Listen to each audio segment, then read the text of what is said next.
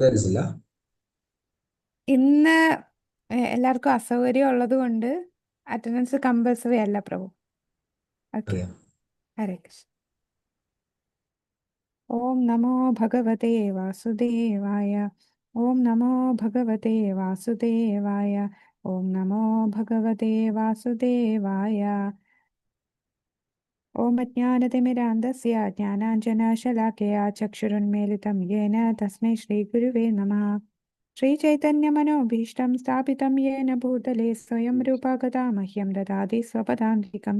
വന്ദേഹം ശ്രീഗുരു ശ്രീയുതപദകമലം ശ്രീഗുരും വൈഷ്ണവാംശ ശ്രീരൂപം സാഗ്രജാതം സഹഗണ രഘുനാഥാനിതം തം സജീവം സാദ്വൈതം സാവധൂതം പരിശൻസഹിതം കൃഷ്ണചൈതന്യദേവം ശ്രീരാധാകൃഷ്ണപാദാൻ സഹഗണ ലളിതാ ശ്രീവിശാഖാന്വിതാംശ. ഹേ കൃഷ്ണ കരുണാ സിന്ധു ദീനബന്ധോ ജഗത്പതേ ഗോപേശ ഗോപികാന്ത രാധാകാന്ത നമോസ്തുതേ. തപ്തകാഞ്ചന ഗൗരാംഗി ശ്രീരാധേ വൃന്ദാവനേശ്വരി വൃഷഭാനുസുതേ ദേവി പ്രണമാമി ഹരിപ്രിയേ. വാഞ്ചാകൽപതരുഭ്യശ്ച കൃപാ സിന്ധുഭ്യേവ ച പതിതാനാം പാവനേഭ്യോ വൈഷ്ണവേഭ്യോ നമോ നമഃ. ഹരേ കൃഷ്ണ.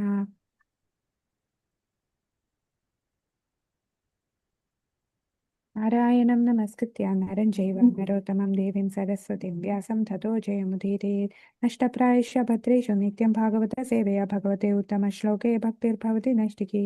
മൂകം കരോതി വാചാലം പങ്കും ലംഘയത്തെ ഗിരിം യത്കൃപാനമഹം വന്ദേ ശ്രീഗുരു ദീനതാരുണം പരമാനന്ദമാധവം ശ്രീചൈതന്യമീശ്വരം. നമോ വിഷ്ണുപാദായ കൃഷ്ണപ്രേഷ്ഠായ ഭൂതലെ ശ്രീമതേ ഭക്തിവേദാന്തസ്വാമിനിതി നാമിനെ. നമസ്തേ സരസ്വതേ ദേവേ ഗൗരവാണി പ്രചാരിണേ നിർവിശേഷശൂന്യവാദി പാശ്ചാത്യദേശതാരിണി. ജയ ശ്രീകൃഷ്ണ ചൈതന്യ പ്രഭു നിത്യാനന്ദ ശ്രീ അദ്വൈത ഗദാധര ശ്രീവാസാദി ഗൗരഭക്ത. ഹരേ കൃഷ്ണ കൃഷ്ണ കൃഷ്ണ ഹരേ ഹരേ ഹരേ രാമ രാമ രാമ ഹരേ ഹരേ. ഹരേ കൃഷ്ണ. ഇപ്പോൾ നമ്മൾ ഇന്ന് ഭക്തി വൈഭവ് ക്ലാസ്സിലെ ക്യാൻഡോ 1 ആദ്യത്തെ സ്കന്ധത്തിലെ 2ാമത്തെ അധ്യായം 22ാമത്തെ ശ്ലോകം മുതലാണ് കാണുന്നത്. അപ്പോൾ 16 തൊട്ട് 21 വരെയുള്ള ശ്ലോകത്തിൽ നമ്മൾ ഭക്തിയിലെ പല ഘട്ടങ്ങൾ കണ്ടു. നമ്മൾ സാധാരണ 9 ഘട്ടമാണ് പറയുന്നത്. ഇവിടെ വിശ്വനാഥ ചക്രവർത്തി താക്കൂർ അതിനെ 14 ഘട്ടമായിട്ട് വിശദീകരിച്ചു. അങ്ങനെ ശ്രദ്ധയ്ക്ക് മുമ്പ് 2 ഘട്ടമുണ്ട് അല്ലേ? ശ്രദ്ധയ്ക്ക് മുമ്പ് ഏതൊക്കെയാണ് 2 ഘട്ടങ്ങൾ? വിശ്വാസം നമുക്ക് വരാൻ, ഭഗവാനെ കുറിച്ച് കേൾക്കണമെങ്കിൽ, കേൾക്കാനുള്ള ഈഗർനെസ്, ആ ഒരു വ്യഗ്രത കിട്ടണമെങ്കിൽ സതാം കൃപ മഹത്സേവ. മഹത് സേവ, സതാം കൃപ മഹത് സേവ.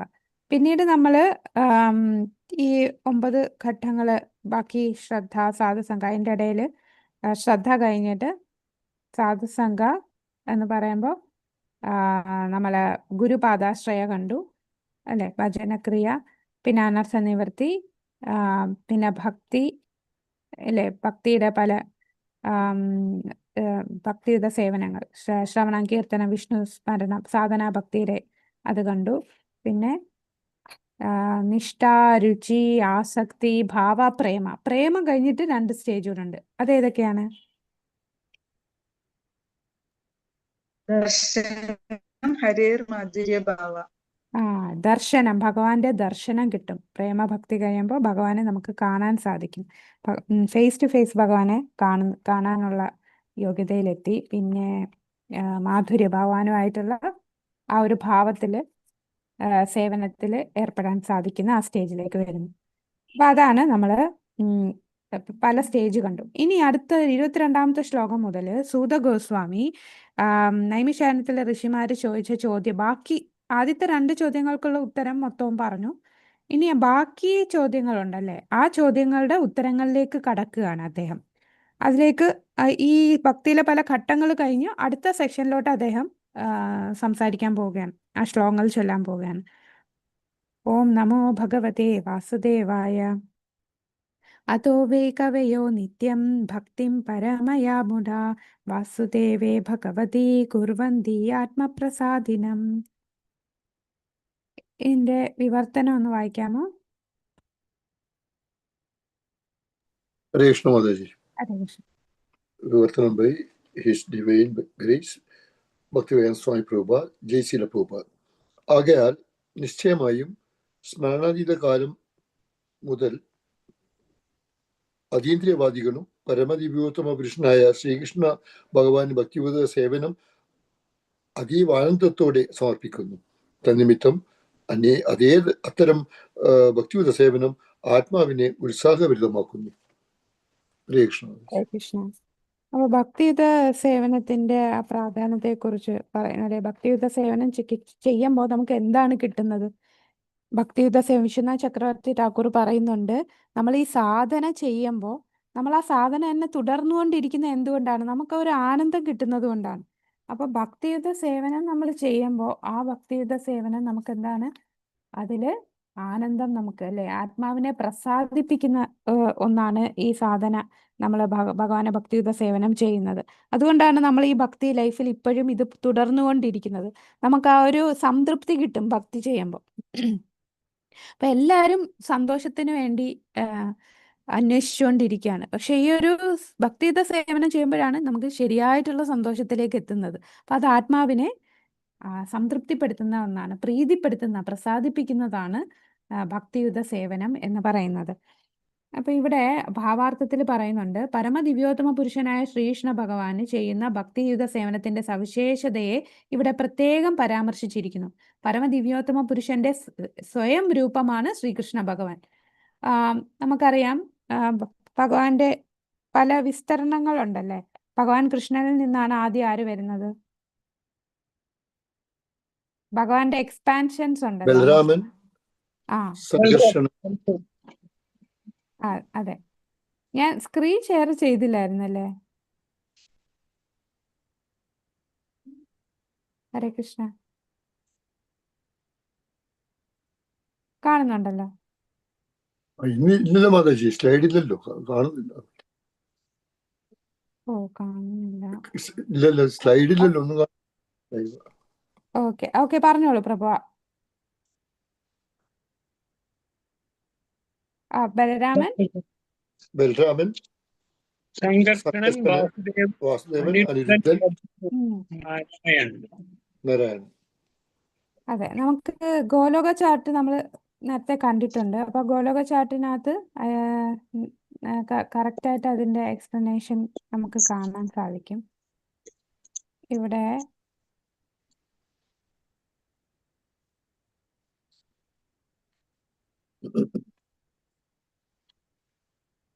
ഇവിടെ ഇവിടെ കാണാം. ആയിട്ടില്ല, ഇപ്പൊ കാണാൻ സാധിക്കുന്നില്ല. ലോഡായിട്ടില്ല, ഇതുവരെ കറങ്ങിക്കൊണ്ടേയിരിക്കുകയാണ്. അതെയോ? കരയിക്കൊണ്ടിരിക്കാൻ ഒന്നും കാണുന്നില്ല.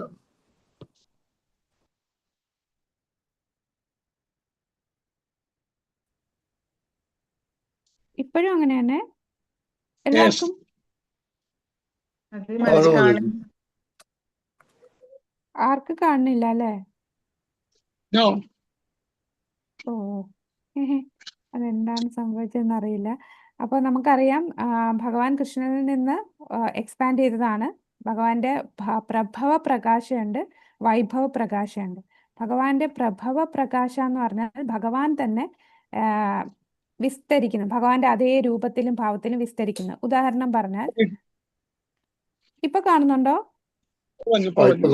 ഇതാ സ്വയം രൂപനായിട്ടുള്ളത് ശ്രീകൃഷ്ണ ഭഗവാൻ. അപ്പൊ സ്വയം രൂപനായിട്ടുള്ള ശ്രീകൃഷ്ണ ഭഗവാൻ, അതായത് വൃന്ദാവനത്തിലെ പശുക്കളെ മേയിച്ച് നടക്കുന്ന ഒറിജിനൽ കൃഷ്ണനാണ് സ്വയം രൂപ.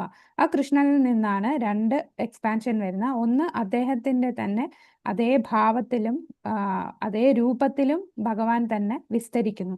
16,108 ഭാര്യമാരുടെ കൂടെ ഭഗവാൻ വിസ്തരിക്കുകയാണ്, അല്ലേ, 16,108 അതുപോലെ രാസനൃത്തത്തിൽ ഗോപിമാരെടുത്ത് ഭഗവാൻ തന്നെ വിസ്തരിക്കുകയാണ്. അതാണ് സ്വയം രൂപ, പ്രഭവ പ്രകാശ എന്ന് പറയുന്നത്. അടുത്തത് വൈഭവ പ്രകാശ. അത് ഭഗവാന്റെ വേറെ രൂപവും വേറെ ഭാവവും. വേറെ രൂപം എന്ന് പറയുമ്പോൾ ബലരാമന്റെ രൂപം, പിന്നെ ബലരാമന്റെ ഭാവം എന്ന് പറയുമ്പോൾ എങ്ങനെ ഈ സ്വയം രൂപനായിട്ടുള്ള ഭഗവാനെ സന്തോഷിപ്പിക്കാം എന്നുള്ള ഭാവത്തിലാണ്. ഇനി ആ ബലരാമനിൽ നിന്നാണ് ആദ്യത്തെ ചതുർവ്യൂഹം വരുന്നത്, വാസുദേവ, സംഘർഷണ, പ്രദ്യുമ്ന, അനിരുദ്ധ. ഇനി ആ ആദ്യത്തെ സംഘർഷണയിൽ നിന്നാണ് നാരായണൻ വരുന്നത്. നാരായണനിൽ നിന്ന് രണ്ടാമത്തെ ചതുർവ്യൂഹം വരും. വാസുദേവ, സംഘർഷണ, പ്രദ്യുമ്ന, അനിരുദ്ധ. ഇനി ഈ സംഘർഷണയിൽ നിന്ന് ആരാ വരിക? രണ്ടാമത്തെ സംഘർഷണയിൽ നിന്നാണ് ആര് വരുന്നത്? അവിടെയാണ് പുരുഷ അവതാരങ്ങൾ വരുന്നത്. കണ്ടോ? രണ്ടാമത്തെ സംഘർഷനിൽ നിന്ന്. ആദ്യത്തെ സംഘർഷനിൽ നിന്ന് നാരായണൻ, ആ നാരായണനിൽ നിന്ന് രണ്ടാമത്തെ ചതുർവ്യൂഹം, രണ്ടാമത്തെ ചതുർവ്യൂഹത്തിലുള്ള സംഘർഷനിൽ നിന്നാണ് പുരുഷ അവതാരങ്ങൾ. പുരുഷാവതാരം കാരണോദകശായി വിഷ്ണു, ഗർഭോദകശായി വിഷ്ണു, ഗർഭോദകശായി വിഷ്ണു നിന്ന് ക്ഷീരോദകശായി വിഷ്ണു. അപ്പൊ ഭഗവാന്റെ പല അവതാരങ്ങളുണ്ട്. അതിൽ ആദ്യത്തെ അവതാരങ്ങളാണ് പുരുഷ അവതാരം. കാരണോദകശായി വിഷ്ണു, ഗർഭോദകശായി വിഷ്ണു, ക്ഷീരോദകശായി വിഷ്ണു. ഇനി ഇവിടെ ഈ ക്ഷീരോദകശായി വിഷ്ണുവിലൂടെ മറ്റു പല അവതാരങ്ങൾ വരുന്നു. ലീലാവതാരം, ഗുണാവതാരം, യുഗാവതാരം, മന്വന്തര അവതാരം, ശക്തി ആവേശ അവതാരം. ഇങ്ങനെ 6 ടൈപ്പ് അവതാരം ഉണ്ടല്ലേ? പുരുഷാവതാരം, പിന്നെ ലീലാവതാരം, ഗുണാവതാരം, യുഗാവതാരം, മന്വന്തരാവതാരം, ശക്തി ആവേശാവതാരം. ഇങ്ങനെ പല അവതാരങ്ങൾ. അപ്പൊ ഭഗവാൻ കൃഷ്ണനിൽ നിന്ന് അനേകം മാനിഫെസ്റ്റേഷൻസ് ഇവിടെ വരുന്നുണ്ട്. അപ്പൊ ഇതെല്ലാം ഭഗവാന്റെ ഇവിടെ പറയുന്നുണ്ട്. പരമപുരുഷന്റെ മറ്റനേകായിരം ആവിർഭാവങ്ങൾ വരെയുള്ള മറ്റെല്ലാ ഭഗവത് രൂപങ്ങളും ശ്രീകൃഷ്ണ ഭഗവാന്റെ സമഗ്ര ഭാവങ്ങളും സ്വാംശങ്ങളുമാകുന്നു. അപ്പൊ എല്ലാം എവിടെ നിന്നാണ് വരുന്ന? ഒറിജിനൽ ആയിട്ടുള്ള ശ്രീകൃഷ്ണ ഭഗവാനിന്റെ നിന്നുള്ള അംശങ്ങളായിട്ടാണ് ഈ എല്ലാ അവതാരങ്ങളും വരുന്നത്. ജീവാത്മാക്കൾ പരമദിവ്യോത്തമ പുരുഷന്റെ വിഭിന്നാംശ ഘടകങ്ങളാകുന്നു. ആകയാൽ ഭഗവാൻ ശ്രീകൃഷ്ണൻ പരമദിവ്യോത്തമ പുരുഷന്റെ മൂലസ്വരൂപം അല്ലെ? ഭഗവാൻ കൃഷ്ണനാണ് മൂലസ്വരൂപം അഥവാ സ്വയം രൂപ. ഒറിജിനൽ കൃഷ്ണൻ സ്വയം രൂപമാകുന്നു. മാത്രവുമല്ല അവിടുന്ന് അതീന്ദ്രിയതയുടെ അഥവാ പരമസത്യത്തിന്റെ അവസാന വാക്കാകുന്നു. ആകയാൽ ഭഗവാന്റെ ശാശ്വത ലീലകളിൽ പങ്കുകൊള്ളുന്ന ഉന്നതരായ അതീന്ദ്രിയവാദികൾക്ക് അവിടുന്ന് കൂടുതൽ ആകർഷകനാകുന്നു. ശ്രീകൃഷ്ണനും ബലദേവനും ഒഴികെയുള്ള പരമപുരുഷന്റെ മറ്റു രൂപങ്ങളിൽ പ്രജഭൂമിയിലെ ഭഗവാന്റെ അതീന്ദ്രിയ ലീലകളിലുള്ളതുപോലുള്ള അന്തരംഗമായ സ്വകാര്യ സമ്പർക്കത്തിലുള്ള സൗകര്യമില്ല അല്ലെ? വ്രജലീല എന്ന് പറയുമ്പോൾ ഈ അവതാരങ്ങളില് വ്രജലീലയിൽ പങ്കെടുക്കുന്നത് ആരാണ്? ബലരാമൻ. ഒറിജിനൽ കൃഷ്ണനും ബലരാമനുമാണ്. ബാക്കിയുള്ള ഈ അവതാരങ്ങളൊന്നും വ്രജലീലയിൽ വരുന്നില്ല അല്ലെ? ഈ ചതുർവ്യൂഹം വരുന്നില്ല, നാരായണൻ വരുന്നില്ല, രണ്ടാമത്തെ ചതുർവ്യൂഹം വരുന്നില്ല. പിന്നെ പുരുഷാവതാരം എല്ലാം ഭൗതിക ലോകത്തിന് വേണ്ടി ഉള്ളതാണ്. പുരുഷാവതാരങ്ങൾ, ലീലാവതാരം, ഗുണാവതാരം, ഈ അവതാരങ്ങളെല്ലാം ഭൗതിക ലോകത്തിലുള്ള ജീവാത്മാക്കളെ രക്ഷിക്കാൻ വേണ്ടി, അവരെ തിരിച്ച് ഭഗവാന്റെ അടുത്തേക്ക് കൊണ്ടുപോകാൻ വേണ്ടി ഭഗവാൻ പല ലീലകളും ഭാവങ്ങളും പല അവതാരങ്ങളിലൂടെ ഈ ഭൗതിക ലോകത്ത് ചെയ്യുന്നു അല്ലെ? അപ്പൊ ഈ വൃന്ദാവന ലീലയിൽ ഏർപ്പെടുന്നത് ഭഗവാൻ കൃഷ്ണൻ, സ്വയം രൂപനായിട്ടുള്ള ഭഗവാനും പിന്നെ ആരാണ്? ഭഗവാന്റെ ബലരാമനുമാണ്. അല്പജ്ഞാനികളായ ചിലർ വാദിക്കുന്നത് പോലെ ശ്രീകൃഷ്ണന്റെ അതീന്ദ്രിയ ലീലകൾ നവീനമായി അംഗീകരിക്കപ്പെട്ടതല്ല. ഓരോ 24 മണിക്കൂർ കഴിയുമ്പോഴും കിഴക്കൻ ചക്രവാളത്തിൽ സൂര്യൻ ഉദിച്ചുയരുന്നത് പോലെ അവിടുത്തെ ലീലകൾ നിത്യമായും ബ്രഹ്മദേവന്റെ ഒരു ദിനത്തിലൊരിക്കൽ യഥാകാലം പ്രകടമാകുന്നു. അപ്പൊ ബ്രഹ്മാവിന്റെ ദിവസത്തിലൊരിക്കൽ നിത്യമായിട്ട് ഭഗവാന്റെ ഈ ലീലകളെല്ലാം ആവിർഭവിക്കുകയാണ് ഈ ഭൗതിക ലോകത്ത് അല്ലെ? അങ്ങനെ അനേക കോടിക്കണക്കിന് ബ്രഹ്മാവുകളുണ്ട്, പല പല ബ്രഹ്മാണ്ടങ്ങളുണ്ട്. അങ്ങനെ ഓരോ ബ്രഹ്മാണ്ടത്തിലും ഓരോ ബ്രഹ്മാവിന്റെ ഓരോ ദിവസത്തിലൊരിക്കൽ ഭഗവാൻ ഈ ലീലകൾ നിത്യം പ്രകടമാക്കുകയാണ് ചെയ്യുന്നത്. ഇനി അടുത്ത ശ്ലോകം നമുക്ക് നോക്കാം. അടുത്ത ശ്ലോകം ഭഗവാന്റെ ഗുണാവതാരത്തെ കുറിച്ചാണ് പറയുന്നത്. ഗുണാവതാരം: സത്വം രജസ്തമയിതി പ്രകൃതേർ ഗുണസ്തേർ യുക്താ പരാ പുരുഷ ഏക ഇഹാസ്യ ധത്തേ സ്ഥിതിയാദയേ ഹരിവിരിഞ്ചി ഹരേതി സംജ്ഞാ ശ്രേയാംശി തത്ര ഖലു സത്വതനോർനൃണാം സ്യു. ഇതിന്റെ വിവർത്തനം ഒന്ന് വായിക്കാമോ? 23-ാമത്തെ ശ്ലോകം. हरे कृष्ण माताजी। ഹരേ കൃഷ്ണ. हरे कृष्ण। विवर्तन श्रील प्रभुपाद की जय। ഭൗതിക പ്രകൃതിയുടെ ത്രിഗുണങ്ങളായ സത്വം, രജസ്, തമസ് എന്നിവയിൽ പരമദിവ്യോത്തമ പുരുഷൻ പരോക്ഷമായി സമ്മേളിച്ചിരിക്കുന്നു. മാത്രവുമല്ല, ഭൗതിക പ്രപഞ്ചത്തിന്റെ സൃഷ്ടിസ്ഥിതി സംഹാരങ്ങൾക്കായി ഭഗവാൻ ബ്രഹ്മ, വിഷ്ണു, ശിവൻ എന്നീ ഗുണപരങ്ങളായ 3 രൂപങ്ങൾ സ്വീകരിച്ചിരിക്കുന്നു. ഈ 3 സ്വരൂപങ്ങളിലും സത്വഗുണപ്രധാനിയായ വിഷ്ണു ഭഗവാനിൽ നിന്നും പരമക്ഷേമം നേടാൻ കഴിയുന്നു. ഹരേ കൃഷ്ണ. ഹരേ കൃഷ്ണ. അപ്പൊ പരമക്ഷേമം നേടാൻ കഴിയുന്നത് ഈ ഗുണാവതാരത്തിൽ ആരിൽ നിന്നാണ്? ഭഗവാൻ വിഷ്ണുവിൽ നിന്നാണ് അല്ലേ? അപ്പൊ നമ്മൾ സത്വഗുണത്തിൽ വന്നാൽ മാത്രമേ നമുക്ക് ആ പരമക്ഷേമത്തിലേക്ക്, അതായത് ഈ ഭൗതിക ലോകത്തിൽ നിന്ന് നമുക്ക് വെളിയിൽ പോകണമെങ്കിൽ ഭഗവാൻ വിഷ്ണുവിനെ ആരാധിച്ചാലേ സാധിക്കുകയുള്ളൂ. അപ്പൊ ഗുണാവതാരമാണ് ഇവിടെ പറഞ്ഞിരിക്കുന്നത്. ബ്രഹ്മ, വിഷ്ണു, മഹേശ്വരൻ, ഗുണാവതാരം. അപ്പൊ ഈ ബ്രഹ്മ, വിഷ്ണു, മഹേശ്വരന്മാരില് സത്വഗുണം ആരാണ്? വിഷ്ണു. ബ്രഹ്മാവ് ഏത് ഗുണത്തിലാണ്? രജോഗുണം, രജോഗുണം. മഹാദേവൻ തമോ ഗുണം. തമോ ഗുണത്തില് അല്ലെ? അപ്പൊ സൃഷ്ടി, സ്ഥിതി, സംഹാരം. സൃഷ്ടി ചെയ്യുന്നത് ഇവിടെ ആരാണ്? സൃഷ്ടി ചെയ്യുന്നത് സൃഷ്ടി ചെയ്യുന്നത് ബ്രഹ്മാവല്ലേ? ബ്രഹ്മാവാണ്. ബ്രഹ്മാവാണ് സൃഷ്ടി അല്ലെ? ബ്രഹ്മാവ് ജനിക്കുന്നത് നമുക്ക് ഇവിടെ കാണാം. കാരണോദകശായി വിഷ്ണുവിന്റെ നാഭിയിൽ നിന്നാണ് ബ്രഹ്മാവ് വരുന്നത്. അപ്പൊ ആ ബ്രഹ്മാവിനോടാണ് ഭഗവാൻ പറയുന്നത്, നീ സൃഷ്ടി ചെയ്തോളൂ. സർഗ വിസർഗ, രണ്ടാമത്തെ സൃഷ്ടി. അപ്പൊ ഈ ഭൗതിക ലോകത്ത് ഓരോ ജീവാത്മാക്കൾക്ക് ഓരോ ശരീരം കൊടുക്കുന്നതും ഈ ലോകങ്ങളില് ഈ 24 ഘടകങ്ങൾ വെച്ച് എല്ലാവരും ഉപകൽപ്പന ചെയ്യുന്നത് അത് ബ്രഹ്മാവാണ്. അപ്പൊ സൃഷ്ടി ചെയ്യുന്നത് ബ്രഹ്മാവ്, സ്ഥിതി ഇവയെല്ലാം നിർത്തി മെയിൻ്റനൻസ് ചെയ്യുന്നത് അല്ലെ, സ്ഥിതി ചെയ്യുന്നത് വിഷ്ണു. സംഹാരം ആരാണ്? അതാണ് മഹേശ്വരൻ, ശിവൻ. ശിവനാണ് സംഹാരം ചെയ്യുന്നത്. അപ്പൊ ശിവൻ എന്ന് പറയുമ്പോ നമുക്കറിയാം, ആത്മീയ ലോകത്തും ഒരു ശിവനുണ്ട്, ഭൗതിക ലോകത്തും ശിവനുണ്ട്. ശിവതത്വം എന്ന് പറയുന്ന ബ്രഹ്മാവിനേക്കാൾ ഉയർന്ന സ്ഥാനമാണ്. പക്ഷെ ചിലര് പറയും ബ്രഹ്മാവിൽ നിന്നല്ലേ ശിവൻ ജനിച്ചത്. പക്ഷെ അതാരാണ് ജനിച്ചത്? ബ്രഹ്മാവിൽ നിന്ന് ജനിച്ചത്. ബ്രഹ്മാവിന് ദേഷ്യം വരുമ്പോ ബ്രഹ്മാവിന്റെ അത് രുദ്രനാണ് അല്ലെ? രുദ്രനാണ്. ആത്മീയ ലോകത്തുള്ള ശിവനാണ് സദാശിവലോക, ആത്മീയ ലോകത്താണ്. ഇവിടെ ഭൗതിക ലോകത്ത് വരുമ്പോഴാണ് ആ സദാശിവൻ വിസ്തരിച്ച് ശംഭു ആയിട്ടും, ശംഭു എന്ന് പറയുന്നത് സൃഷ്ടി ചെയ്യുമ്പോൾ ഭഗവാന്റെ ഈ ദൃഷ്ടിയാണ് ശംഭു. ആ ദൃഷ്ടി ബീജം മായാദേവിയിൽ വിക്ഷേപിക്കുന്നത് ശംഭുവിലൂടെയാണ്. അപ്പൊ ശംഭു എന്ന് പറയുന്ന ആ ദൃഷ്ടിയാണ്. കൂടാതെ ഈ ഭൗതിക ലോകത്തിനുള്ളില് അത് രുദ്രനാണ്. 11 രുദ്രന്മാരുണ്ട്. അപ്പൊ ഇവിടെ സംഹാരം ചെയ്യുന്നത് ആ ശിവനാണ്. രുദ്രനായിട്ടുള്ള മഹാദേവന്റെ വിസ്തരണമാണ് ഈ ഭൗതിക ലോകത്തില് സംഹാരം നടത്തുന്നത്. സംഹാരം നടത്തുന്നതെന്ന് പറഞ്ഞാൽ എന്താണ്, മഹാദേവൻ താണ്ഡവ നൃത്തമാടും. അത് ബ്രഹ്മാവിന്റെ രാത്രിയാകുമ്പോൾ, ഒരു കൽപ്പം കഴിയുമ്പോൾ, ഒരു കൽപ്പം എന്ന് പറയുമ്പോൾ ബ്രഹ്മാവ് ഉറങ്ങുന്ന ആ സമയം, ഒരു ദിവസം കഴിയുമ്പോൾ ആ രാത്രി സമയമാകുമ്പോൾ ഒരു പ്രളയം വരുന്നുണ്ട്. ആ സമയത്ത് ഇതെല്ലാം നശിപ്പിക്കുന്നതെന്ന് പറയുന്നത് താണ്ഡവ നൃത്തം നിർവഹിക്കുന്നത് അതാണ്. ഡിസ്ട്രക്ഷന് വേണ്ടിയാണ് ശിവന്റെ ഗുണാവതാരം ചെയ്യുന്നത്. പിന്നെ ഇതിനെല്ലാം മെയിൻറ്റെയിൻ ചെയ്യുന്നതാണ് വിഷ്ണു അവതാരം അല്ലെ? അപ്പൊ വിഷ്ണു അവതാരം സത്വഗുണത്തിലാണ്. അതുകൊണ്ടാണ് ഇവിടെ പറയുന്നത് ഈ 3 രൂപങ്ങളിൽ വെച്ച് സത്വഗുണ സ്വരൂപനായ വിഷ്ണുവിൽ നിന്നും മനുഷ്യർക്കെല്ലാം ആത്യന്തികമായ നന്മ നേടാൻ കഴിയും. ഇനി നമുക്കിവിടെ ഭാവാർത്ഥം നോക്കിയാൽ പുരുഷാവതാരങ്ങളെ കുറിച്ച് പറയുന്നുണ്ട്. നമ്മളിപ്പോൾ പറഞ്ഞു അല്ലെ, ഈ ഗോലോക ചാർട്ടിൽ തന്നെ നമ്മൾ പറഞ്ഞിട്ടുണ്ട് ഭഗവാന്റെ 3 അവതാരങ്ങൾ, പുരുഷാവതാരങ്ങൾ ഏതൊക്കെയാണ്?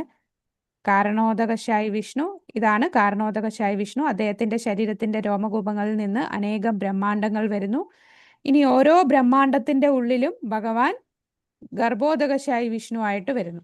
ആ ഗർഭോദകശായി വിഷ്ണുവിന്റെ നാഭിയിൽ നിന്ന് വരുന്ന ആ തണ്ടില്, താമരയിലാണ് ബ്രഹ്മാവിനെ ഗർഭോദകശായി വിഷ്ണു സൃഷ്ടിക്കുന്നത്. ആദ്യത്തെ ജീവാത്മാവാണ് ബ്രഹ്മാവ്. അപ്പൊ ജീവാത്മാക്കളിൽ ഏറ്റവും ഉത്കൃഷ്ടനായിട്ടുള്ളതാണ് ബ്രഹ്മാവ്. പിന്നെ ബാക്കിയുള്ള സൃഷ്ടി ബ്രഹ്മാവിനെ കൊണ്ട് അദ്ദേഹം നിർവഹിക്കുന്നു. ഇനി എല്ലാ ജീവാത്മാക്കളുടെയും ഉള്ളിൽ പരമാത്മാവായിട്ട് കയറുന്നത് ഏത് പുരുഷാവതാരമാണ്?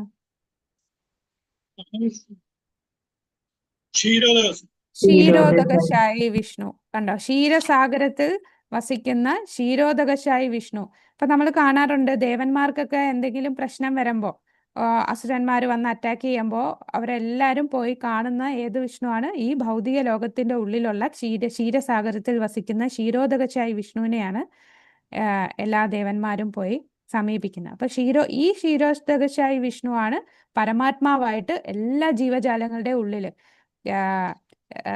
എല്ലാ ജീവജാലങ്ങളുടെ ഉള്ളിൽ എന്ന് പറയുമ്പോൾ ഓരോ കൃമികളുടെയും അണുക്കളുടെ എല്ലാത്തിൻ്റെയും ഉള്ളിൽ ഭഗവാൻ പരമാത്മാവായിട്ട് ഒരു പിതാവ് തൻ്റെ കുട്ടിയെ സംരക്ഷിക്കുന്ന പോലെ കൂടെ ഇരിക്കുകയാണ്. അല്ലെ? അപ്പോൾ ഈ ക്ഷീരോദകശായി വിഷ്ണു പരമാത്മാവായിട്ട് ഇരിക്കുന്നു. അപ്പൊ നമ്മളുടെ ഉള്ളിൽ എത്ര പരമാത്മാവുണ്ട്? നമ്മളുടെ എല്ലാവരുടെ ഉള്ളില് ജീവാത്മാവും പരമാത്മാവും. പക്ഷെ നമ്മളുടെ ശരീരത്തിന്റെ ഉള്ളിൽ കോടിക്കണക്കിന് പരമാത്മാവുണ്ട്. എങ്ങനെയാണ്? കാരണം നമ്മളുടെ ഉള്ളിൽ കുറെ ജീവികളുണ്ടല്ലേ, കുഞ്ഞു കുഞ്ഞു പ്രാണികള് നമ്മുടെ ശരീരത്തിന്റെ ഉള്ളിലുണ്ട്. നമുക്ക് കാണാൻ പറ്റാത്ത ഒരുപാട് ഓർഗാനിസംസ് നമ്മുടെ ശരീരത്തിലുണ്ട്. അവരുടെ എല്ലാ ഉള്ളിലും പരമാത്മാവുണ്ട്. നമ്മൾ മെയിൻ നമ്മളുടെ കൂടെ നമ്മുടെ ഹൃദയത്തില് പരമാത്മാവും, പിന്നെ നമ്മളുടെ ഉള്ളിൽ ജീവിക്കുന്ന ജീവജാലങ്ങളുടെ ഉള്ളില് പരമാത്മാവുണ്ട്. അപ്പോൾ എല്ലാ ജീവികളും ഇപ്പൊ പറയും മലത്തിലുള്ള കൃമിയിൽ പോലും ഭഗവാൻ അവരുടെ ആ ശരീരത്തിൽ പോലും കൂടെ പരമാത്മാവായിട്ട് വസിക്കുന്നു. അതാണ്, അത്രയും കാരുണ്യവാനാണ് ഭഗവാൻ. നമ്മളെ എല്ലാരും ഭൗതിക ലോകത്ത് ആസ്വദിക്കണമെന്ന് വന്നു അപ്പോ അച്ഛൻ കൂടെ കൈ പിടിച്ച് പോകുന്ന പോലെ കൂടെ വന്നിരിക്കുകയാണ് നമ്മളെ ഇവിടെ നിന്ന് രക്ഷിക്കാനായിട്ട്. പിന്നെ നമുക്കറിയാം പരമാത്മാവ് നമ്മുടെ ഉള്ളിൽ എങ്ങനെ ഇരിക്കുന്നു. മരത്തിലുള്ള രണ്ട് പക്ഷികളെ പോലെ അല്ലെ, ഒരു പക്ഷി എല്ലാം ഭക്ഷിച്ചുകൊണ്ടിരിക്കുന്നു, മറ്റൊരു പക്ഷി എല്ലാം വീക്ഷിച്ചുകൊണ്ടിരിക്കുന്നു. അപ്പൊ പരമാത്മാവ് നമ്മൾ ചെയ്യുന്ന പ്രവർത്തികളെല്ലാം ഉപദൃഷ്ടാനുമന്താശ ഭർത്താ ഭോക്താ മഹേശ്വര, ഭഗവാനെല്ലാം വീക്ഷിച്ചുകൊണ്ടിരിക്കുകയാണ്. അതാണ് ഇവിടെ പുരുഷാവതാരത്തെ കുറിച്ച് പറയുന്നുണ്ട്, ക്ഷീരോദകശായി വിഷ്ണു. അപ്പൊ ഈ ക്ഷീരോദകശായി വിഷ്ണു ഒരു പരമാത്മാവ് ആയിട്ട് പറയുന്നുണ്ട്. അതായത് ഈ ഭൗതിക ലോകത്തിന് ഫുള്ള് കൺട്രോൾ ചെയ്യുന്നതിൽ ആദ്യത്തെ പരമായി ഭൗതിക ലോകത്തിന്റെ ഉള്ളിൽ കയറി ഇതെല്ലാം സൃഷ്ടി നടത്തുന്നത് ക്ഷീരോദകശായി വിഷ്ണു അല്ല, കാരണോദകശായി വിഷ്ണു. പിന്നെ ഒരു ബ്രഹ്മാണ്ടത്തിന്റെ പരമാത്മാവാണ്. ഒരു ബ്രഹ്മാണ്ടത്തിന്റെ ഉള്ളിൽ കയറി സൃഷ്ടി ചെയ്യുന്നത് ആരാണ്? അത് ഗർഭോദകശായി വിഷ്ണു ആണ് അല്ലെ. അപ്പോ ഗർഭോദകശായി വിഷ്ണുവും ഈ ബ്രഹ്മാണ്ടത്തിന്റെ ഉള്ളിലുള്ള പരമാത്മാവ്. പിന്നെ ഓരോ ജീവജാലങ്ങളുടെ ഉള്ളിലുള്ള പരമാത്മാവ് ആരാണ്? അതാണ് ക്ഷീരോദകശായി വിഷ്ണു എന്നും പറയുന്നുണ്ട്. ഇനി ഇവിടെ അറിയാം ബ്രഹ്മാവിന് രജോ ഗുണമാണ്, മഹാദേവന് തമോ ഗുണത്തിലുമാണ് വസിക്കുന്നത്. ഇനി ഇതിന്റെ അവസാനത്തെ ഈ ഭാവാർത്ഥത്തിന്റെ അവസാനത്തെ ഭാഗം നമ്മൾ വായിച്ചാൽ വളരെ പ്രധാനപ്പെട്ട ഭാഗമാണ്. അതായത് എന്തുകൊണ്ടാണ് നമ്മൾ വിഷ്ണുവിനെ ആരാധിക്കണം? ഇപ്പൊ ഇതുവരെ എല്ലാം അവതാരങ്ങളാണ്, ഗുണാവതാരത്തിൽ ബ്രഹ്മാവുണ്ട്, ശിവനുണ്ട്. എന്തുകൊണ്ട് നമ്മൾ വിഷ്ണുവിനെ ആരാധിക്കണം എന്നുള്ളതിന് ഇവിടെ പറയുന്നുണ്ട്. ഒരു കൽപ്പത്തിന്റെ അന്ത്യത്തിൽ മഹാദേവൻ എല്ലാറ്റിനെയും സംഹരിക്കുന്നു. സർക്കാർ ജയിലിനെ പരിപാലനം ചെയ്യുന്ന സർക്കാരാണെന്നതുപോലെ ഭൗതിക ലോകമാകുന്ന കാരാഗ്രഹത്തിന്റെ പരിപാലനത്തെ സംബന്ധിച്ചിടത്തോളം അത് നിർവഹിക്കുന്നത് വിഷ്ണുവാണ്. ആകയാൽ ആവർത്തിച്ചിട്ടുള്ള ജനനം, രോഗം, മരണം, വാർദ്ധക്യം പോലുള്ള ക്ലേശങ്ങൾ നിറഞ്ഞ ഭൗതിക അസ്തിത്വമാകുന്ന കാരാഗ്രഹത്തിൽ നിന്നും പുറത്തു കടക്കാൻ അഭിലഷിക്കുന്ന ഏതൊരാളും അത്തരം മുക്തിക്കായി വിഷ്ണു ഭഗവാനെ പ്രീതിപ്പെടുത്തണം. അതാണ് എന്തുകൊണ്ട് വിഷ്ണു ഭഗവാനെ പ്രീതിപ്പെടുത്തണം, എന്തുകൊണ്ട് നമ്മൾ എല്ലാവരോടും കൃഷ്ണനെ ആരാധിക്കൂ എന്ന് പറയുന്നു. ചിലർ പറയും നിങ്ങൾ കൃഷ്ണനെ മാത്രമല്ലേ ആരാധിക്കുകയുള്ളൂ, മറ്റു ദേവീദേവന്മാരുടെ അടുത്ത് പോകില്ലല്ലോ. പക്ഷെ അതിന് കാരണമുണ്ട്. എന്തുകൊണ്ടാണ്? ഈ ജന്മ മൃത്യു ജരാവ്യാധിയിൽ നിന്ന് മുക്തി നേടാൻ വിഷ്ണുവിലൂടെ മാത്രമേ സാധിക്കൂ. മറ്റു ദേവീദേവന്മാർക്ക് അതിന് സാധിക്കില്ല. മുക്തിദാതാവ് മുകുന്ദൻ മാത്രമാണ് അല്ലെ. അപ്പൊ ഈ കാരാഗ്രഹത്തിൽ ഈ ജയിലിൽ തന്നെ കിടക്കണം എന്നാണ് ആഗ്രഹമെങ്കിൽ മറ്റു ദേവീദേവന്മാരെ ആരാധിച്ചോളൂ. പക്ഷെ ഈ ജയിലിന് പുറത്ത് കടക്കാൻ അഭിലഷിക്കുന്ന ഏതൊരാളും ആ മുക്തിക്കായിട്ട് വിഷ്ണു ഭഗവാനെ പ്രീതിപ്പെടുത്തണം. ഭക്തിയുത സേവനത്താൽ മാത്രമാണ് ഭഗവാൻ വിഷ്ണു ആരാധിക്കപ്പെടുന്നത്. ആർക്കെങ്കിലും ഭൗതിക ലോകത്തിലെ കാരാഗ്രഹവാസം തുടരണമെങ്കിൽ താൽക്കാലിക ആശ്വാസത്തിനായിട്ടുള്ള ആപേക്ഷികമായ സൗകര്യങ്ങൾക്ക് ശിവൻ, ബ്രഹ്മാവ്, ഇന്ദ്രൻ, വരുണൻ തുടങ്ങിയ വ്യത്യസ്ത ദേവന്മാരോട് ആവശ്യപ്പെടാം. എന്നാൽ കാരാഗ്രഹത്തിൽ അടയ്ക്കപ്പെട്ട ഭൗതിക അസ്തിത്വത്തിലെ ജീവാത്മാവിനെ ബദ്ധജീവിതത്തിൽ നിന്ന് മോചിപ്പിക്കാൻ ഒരു ദേവനും സാധ്യമല്ല, വിഷ്ണുവിനാൽ മാത്രമേ സാധ്യമാകൂ. ആകയാൽ പരമപുരുഷനായ വിഷ്ണുവിൽ നിന്ന് ആത്യന്തികമായ നന്മ നേടാം. അല്ലെ, ആത്യന്തിക നന്മ നേടാം എന്ന് പറയാൻ കാരണം ഈ ഭൗതിക ലോകത്തിൽ നിന്ന് രക്ഷപ്പെടണമെങ്കിൽ അത് വിഷ്ണുവിലൂടെ മാത്രമേ സാധിക്കൂ. അല്ല, ഈ ഭൗതിക ലോകത്ത് നിൽക്കണം, ടെമ്പററി ആയിട്ടുള്ള സുഖ സൗകര്യങ്ങൾ വേണമെങ്കിൽ മറ്റ് ദേവീദേവന്മാരെ വിഷ്ണു അല്ല ബ്രഹ്മ, ശിവൻ, ഇന്ദ്രൻ എന്നിവരെ നിങ്ങൾ പ്രീതിപ്പെടുത്തിയാൽ അത് കിട്ടും. പക്ഷെ ഈ കാരാഗ്രഹത്തിൽ നിന്ന് രക്ഷ നേടാൻ സാധിക്കില്ല. അപ്പൊ അതൊരു പ്രധാനപ്പെട്ട ഭാഗമാണ്. ഈ ഭാവാർത്ഥത്തിന്റെ അവസാനത്തെ 4-5 ലൈൻസില് പ്രഭുപാദർ ഇവിടെ പറയുന്നുണ്ട്. ഇനി നമുക്ക് അടുത്ത ശ്ലോകത്തിലേക്ക് പോകാം. ആ മാതാജി. ബ്രഹ്മദേവനും ശിവഭഗവാനൊക്കെ ഗ്രേറ്റസ്റ്റ് വൈഷ്ണവരല്ലേ മാതാജി? അപ്പൊ എങ്ങനെ രജോ ഗുണവും തമോ ഗുണത്തിൽ വരുന്നത്? അത് അവരുടെ ഡ്യൂട്ടിയാണ്. അവർക്ക് ആ ഒരു പൊസിഷൻ കൊടുത്തിരിക്കുകയാണ്. അവര് ആ ഗുണത്തിലായതല്ല, അവർക്ക് ആ ഒരു എന്തായാലും പറയാ, ആ ഒരു പ്രത്യേക കാര്യം ചെയ്യാൻ വേണ്ടി അവരെ അവിടെ നിയമിച്ചിരിക്കാൻ. അത് നമ്മൾ ഇനി അടുത്ത ശ്ലോകം വരുമ്പോ പറയും. അല്ലാതെ അവര് ഒരു ഉദാഹരണം പറഞ്ഞാല്, ഒരു ജയിലിലൊരു ജയിലറുണ്ട്. അപ്പൊ ആ ജയിലിലുള്ള ജയിലിൽ നിൽക്കുന്നു എന്ന് പറഞ്ഞ് ജയിൽ പുള്ളിയല്ല, അല്ലെ? ജയിലർ എന്ന് പറഞ്ഞാൽ ഈ ജയിലിലുള്ള കുറ്റവാളികളെ നോക്കാൻ ഒരാളെ ഏൽപ്പിച്ചിട്ടുണ്ട് എന്ന് പറഞ്ഞാൽ ആ ആള് കുറ്റവാളി ആയതുകൊണ്ടല്ല ജയിലിൽ പോയത്. അയാളുടെ ഡ്യൂട്ടിയാണ് ഈ ജയിൽ പുള്ളികളെയൊക്കെ നോക്കാനുള്ളത്. അപ്പൊ ആ ഡ്യൂട്ടി അനുസരിച്ച് നിൽക്കുകയാണ് മഹാദേവന് കൊടുത്തിരിക്കുന്ന ആ ചുമതലയാണ് ഇതിവിടെ സംഹാരം ചെയ്യുക. അല്ലേ, വൈഷ്ണവാനാം യഥാശംഭോ, മഹാദേവൻ എത്ര അല്ലെ തന്റെ ഭഗവാനെ പ്രീതിപ്പെടുത്താൻ വേണ്ടി ഏറ്റവും താഴ്ന്ന തലത്തിലുള്ളവരെ പോലും സംരക്ഷിക്കുകയാണ്. ഇപ്പൊ ഭൂതപ്രേത പിശാചുകളുടെയൊക്കെ അവരുടെയൊക്കെ നാഥനായിട്ട് മഹാദേവൻ നിൽക്കുകയാണ്. മഹാദേവൻ ഒന്നിലും ഒരു അറ്റാച്ച്മെന്റും ഇല്ല. അപ്പം ഒരിക്കലും അത് നമ്മൾ ഇനി അടുത്ത ശ്ലോകത്തിൽ പറയും. ഒരിക്കലും ഇവര് മൂന്നുപേരെ കമ്പയർ ചെയ്ത് ഈ ബ്രഹ്മാവും മഹാദേവനും ഒക്കെ താഴ്ന്നതാണെന്ന് നമ്മൾ ഒരിക്കലും ചിന്തിക്കാൻ പാടില്ല. അപ്പൊ അടുത്ത ശ്ലോകത്തിലേക്ക് പോകാം. അടുത്ത ശ്ലോകത്തില് ഇത് മനസ്സിലാക്കാൻ, ഈ 3 ഗുണത്തിന്റെയും ആ വേരിയേഷൻ മനസ്സിലാക്കാൻ സൂത ഗോസ്വാമി ഒരു ഉദാഹരണം പറയുകയാണ്. 24-ാമത്തെ ശ്ലോകം ഒരു ഉദാഹരണം. പാർത്ഥിവാദാരുണോ ധൂമസ്തസ്മാദഗ്നിസ്ത്രയീമയാ തമസാസ്തു രജസ്തസ്മാത് സത്വം യത് ബ്രഹ്മദർശനം. വിവർത്തനം ഒന്ന് വായിക്കാമോ? ഹരേ കൃഷ്ണ. വിവർത്തനം ശീലപ്രഭാതത്തിൽ. പൃഥ്വിയുടെ തന്നെ ഒരു രൂപാന്തരീകരണമാണ് വിറക്. എന്നാൽ പുക അസംസ്കൃത തടിയേക്കാൾ മെച്ചപ്പെട്ടതാണ്. പക്ഷേ അഗ്നി അധികം മേന്മയുള്ളതാകുന്നു. അഗ്നി മുഖേന വേദങ്ങൾ അനുശാസിക്കുന്ന യാഗങ്ങളിലൂടെ നാം പരമജ്ഞാനം നേട്ടം പ്രാപ്തമാക്കുന്നു. അതുപോലെ രജോ ഗുണം തമോ ഗുണത്തേക്കാൾ മെച്ചപ്പെട്ടതാണെങ്കിലും സത്വഗുണം അതീവ മേന്മയുള്ളതാകുന്നു. എന്തെന്നാൽ സത്വഗുണത്തിൽ ഒരാൾ നിരപേക്ഷ സത്യസാക്ഷാത്കാരം സാധ്യമാക്കി തീർക്കുന്നു. ഹരേ കൃഷ്ണ. ഹരേ കൃഷ്ണ. അപ്പൊ ഇവിടെ എക്സാമ്പിൾ പറയുന്നത് ഒരു വിറക്, പുക, അഗ്നി. അപ്പൊ വിറക് എന്ന് പറഞ്ഞാൽ വെറുതെ ഒരു തടിക്കഷ്ണം വെറുതെ ഇരിക്കുന്നു. പക്ഷെ പുക എന്ന് പറഞ്ഞാൽ എന്തോ ഒന്ന് അതിൽ നിന്ന് വരുന്നുണ്ട്, എന്തോ ഒരു ആക്ടിവിറ്റി നടക്കാൻ പോകുന്നു. തീ എന്ന് പറഞ്ഞാൽ അത് കത്തുകയാണ്. കത്തുക എന്ന് പറഞ്ഞാൽ ഒരു പ്രവൃത്തി അവിടെ നടക്കുകയാണ്. വെറുതെ ഒരു തടിക്കഷ്ണം കിടക്കുമ്പോൾ അതിലൊരു ആക്ടിവിറ്റിയും നടക്കുന്നില്ല, അല്ലെ? അപ്പൊ ആ വെറുതെ കിടക്കുന്ന തടിക്കഷ്ണത്തെ സൂത ഗോസ്വാമി ഇവിടെ തമോ ഗുണമായിട്ടും അതിൽ നിന്നിരുന്ന് വരുന്ന പുകയെ രജോ ഗുണമായിട്ടും പിന്നെ അഗ്നിയെ സത്വഗുണമായിട്ടും ഇവിടെ താരതമ്യപ്പെടുത്തുകയാണ്.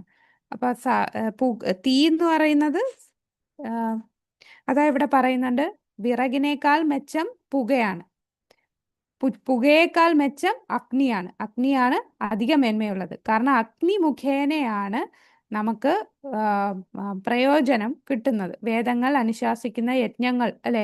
അഗ്നിയാണ് യജ്ഞം ചെയ്യുന്നത്, അഗ്നി വെച്ചാണ് യജ്ഞം ചെയ്യുന്നത്. ഈ വിറക് വെറുതെ യജ്ഞകുണ്ടത്തിൽ വെറുതെ വിറകിട്ടാൽ ആ യജ്ഞം നടക്കുന്നുണ്ടോ? തീ വന്നാലേ ശരിക്കുള്ള ആ യജ്ഞകുണ്ടത്തിൽ ആ അഗ്നിയിലൂടെയാണ് യജ്ഞം ചെയ്യുന്നത്. അതുകൊണ്ട് തടിയും പുകയും അഗ്നിയും വെച്ച് നോക്കുമ്പോൾ ഇതിൽ ഏതാണ് ഉയർന്നു നിൽക്കുന്നത്? അഗ്നിയാണ്. കാരണം ആ യജ്ഞകുണ്ടത്തിൽ അഗ്നി വന്നാലേ അവിടെ യജ്ഞം നടക്കുകയുള്ളൂ. ആ ഒരു കമ്പാരിസൺ ആണ് ഇവിടെ സൂത ഗോസ്വാമി പറയുന്നത്. അതാണ് കാരണം അഗ്നി മുഖേന വേദ അനുശാസിക്കുന്ന യജ്ഞങ്ങളിലൂടെ നമുക്ക് ഉന്നത ജ്ഞാനത്തിന്റെ പ്രയോജനം നേടാം. അതുപോലെ രജസ് തമസിനേക്കാൾ മെച്ചപ്പെട്ടതാണെങ്കിലും സത്വഗുണമാണ് ഏറ്റവും മേന്മയേറിയത്. എന്തെന്നാൽ സത്വഗുണത്താൽ ഒരുവന് നിരപേക്ഷ സത്യത്തെ സാക്ഷാത്കരിക്കുന്ന നിലയിലേക്ക് ഉയരാൻ സാധിക്കും എന്ന് പറയുന്നു.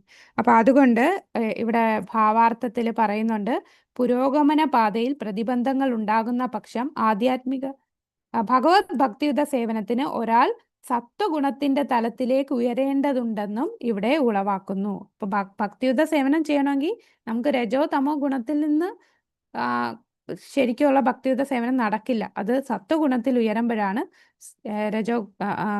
നമ്മുടെ ഭക്തിയുത സേവനം നടക്കുന്നത്. എന്നാൽ അപ്പം ഞാൻ തമോ ഗുണത്തിലുള്ള ഒരു വ്യക്തിയാണ്, എനിക്കപ്പം ഭക്തിയുത സേവനം ചെയ്യാനുള്ള യോഗ്യതയില്ലേ? ഭക്തിയുത സേവനം ചെയ്യാൻ യോഗ്യത സത്വഗുണത്തിലുള്ള വ്യക്തിക്ക് മാത്രമേ ഉള്ളൂ? എല്ലാ ഗുണത്തിലുള്ളവർക്കും ഉണ്ട്. എല്ലാ ഗുണത്തിലുള്ളവരെയും ഏത് ഗുണത്തിലാണെങ്കിൽ പോലും, ഒരു ചണ്ടാലനാണെങ്കിൽ പോലും അവനെ ഉയർത്താനുള്ള ശക്തി ആർക്കുണ്ട്? ആത്മീയ ഗുരുവിനുണ്ട് അല്ലെ? അപ്പൊ അത് ഇവിടെ പറയുന്നുണ്ട്.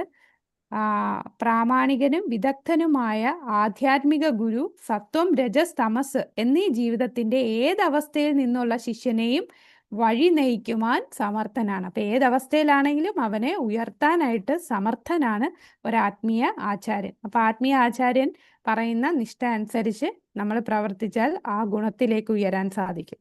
അപ്പൊ ആ സത്വഗുണത്തിൽ ഉയർന്നാൽ എന്താണ് നമുക്ക് ഗുണം എന്ന് പറയുന്നത്? ഇവിടെ ഭാവാർത്ഥത്തില് പറയുന്നുണ്ട്, ഭൗതിക ശക്തിയുടെ ഈ രൂപങ്ങൾക്ക് ആരെയും സത്വഗുണത്തിലേക്ക് ഉയർത്തുവാൻ സഹായിക്കാൻ കഴിയില്ല. എന്നാൽ അത് മാത്രമേ ഒരു വ്യക്തിയെ ഭൗതിക ബന്ധത്തിൽ നിന്ന് മോചിപ്പിക്കൂ. സത്വഗുണമാണ് നമ്മളെ മോചിപ്പിക്കുന്നത്. അപ്പൊ വിഷ്ണുവിനൊഴികെ മറ്റു രൂപങ്ങളെല്ലാം ഭൗതിക ശക്തിയുടെ വ്യവസ്ഥകൾക്ക് കീഴിൽ വെളിപ്പെട്ടതാകയാൽ വിഭിന്നമായവയാണ്. അതുകൊണ്ട് സത്വഗുണത്തിൽ നമുക്ക് വരാൻ വിഷ്ണുവിനെ ആരാധിക്കുന്നതാണ് സത്വഗുണത്തിലുള്ള ആരാധന അല്ലെ? സംസ്കാരമില്ലാത്ത ജീവിതത്തെ അല്ലെങ്കിൽ താണമൃഗങ്ങളുടെ ജീവിതത്തെ തമോ ഗുണമാണ് നിയന്ത്രിക്കുന്നത്. പല വിധങ്ങളായ ഭൗതിക നേട്ടങ്ങൾക്കുള്ള അഭിനിവേശത്തോടു കൂടി പരിഷ്കൃത മാനവ ജീവിതം രജോ ഗുണത്തിൽ അധിഷ്ഠിതമാണ്. സദാചാരത്തിന്റെയും സന്മാർഗത്തിന്റെയും നിയമങ്ങളോട് കൂടിയ തത്വചിന്ത, കല, സംസ്കാരം എന്നിവയിലുള്ള സവിശേഷ ഭാവുകത്വത്തിന്റെ രൂപത്തിൽ രജോ ഗുണതലത്തിലുള്ള ജീവിതം നിരപേക്ഷ സത്യ സാക്ഷാത്കാരത്തിന് ഒരു നേരിയ സൂചന നൽകുന്നു. എന്നാൽ സത്വഗുണത്തിൽ ഉയർന്ന ഭൗതിക ഗുണത്തിന്റെ തലമാണ്. എന്തെന്നാൽ സത്വഗുണം ഒരുവനെ നിരപേക്ഷ സത്യ സാക്ഷാത്കാരത്തിന് യഥാർത്ഥമായി സഹായിക്കുന്നു.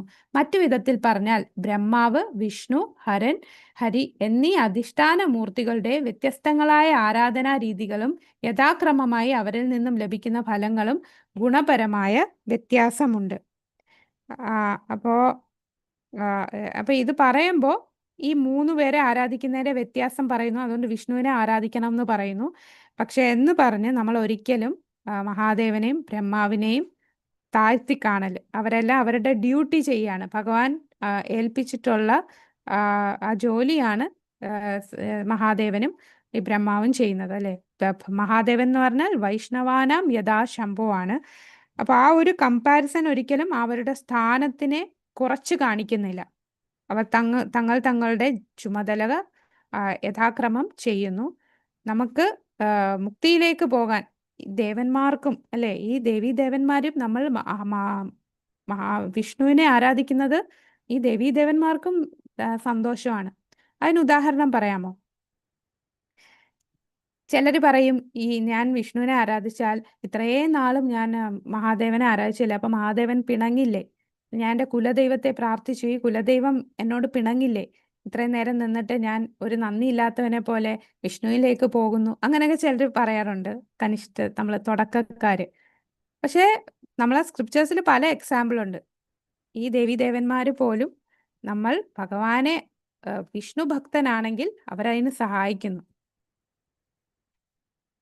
അതിനുദാഹരണം നമുക്ക് രുദ്രഗീതം. രുദ്രഗീതം എന്താണ്? രുദ്രഗീതം പ്രജേദാസിന് അല്ലേ? പ്രജേദാസിന് ഭഗവാനോടുള്ള ഭക്തി ചെയ്യുന്നത് എങ്ങനാന്ന് മഹാദേവൻ പറഞ്ഞു കൊടുക്കുകയാണ് ചെയ്യുന്നത് അല്ലേ? മഹാദേവൻ അപ്പൊ അതിനെ സപ്പോർട്ട് ചെയ്യാണ് ചെയ്യുന്നത്. പിന്നെ നമുക്ക് അറിയാം ഈ ജഡഭരതന്റെ ആ ഒരു പാസ് ടൈമില് ജഡഭരതനെ ചിലര് കുരുതി കൊടുക്കാനായിട്ട് കൊണ്ടുപോകും അല്ലേ? കാളിയുടെ അടുത്ത് കുരുതി കൊടുക്കാൻ കൊണ്ടുപോകും. അവസാനം എന്താണ്? കാളി തന്നെ സ്വയം ഇറങ്ങി വന്ന് ജഡഭരതനെ സംരക്ഷിക്കുകയാണ്. കുരുതിക്ക് കൊണ്ടുവന്ന വ്യക്തികളുടെ തല വെട്ടി മാറ്റുകയാണ് ചെയ്യുന്നത് അല്ലെ? അപ്പം പിന്നെ നമുക്ക് ചൈതന്യ ചരിതാമൃതത്തില് കേശവ കശ്മീരി എന്ന് പറയുന്ന ഒരു ദിഗ് പണ്ഡിതൻ, ആ പണ്ഡിതൻ നിമായിയുടെ അടുത്ത് ഈ സംസ്കൃത ഗ്രാമറിന്റെ ഒരു വാഗ്വാദത്തിന് വരും അല്ലെ? അപ്പോ കേശവ കശ്മീരി അല്ലേ അത്? ചൈതന്യ മഹാപ്രഭു നിമായി ആയിരുന്നപ്പോ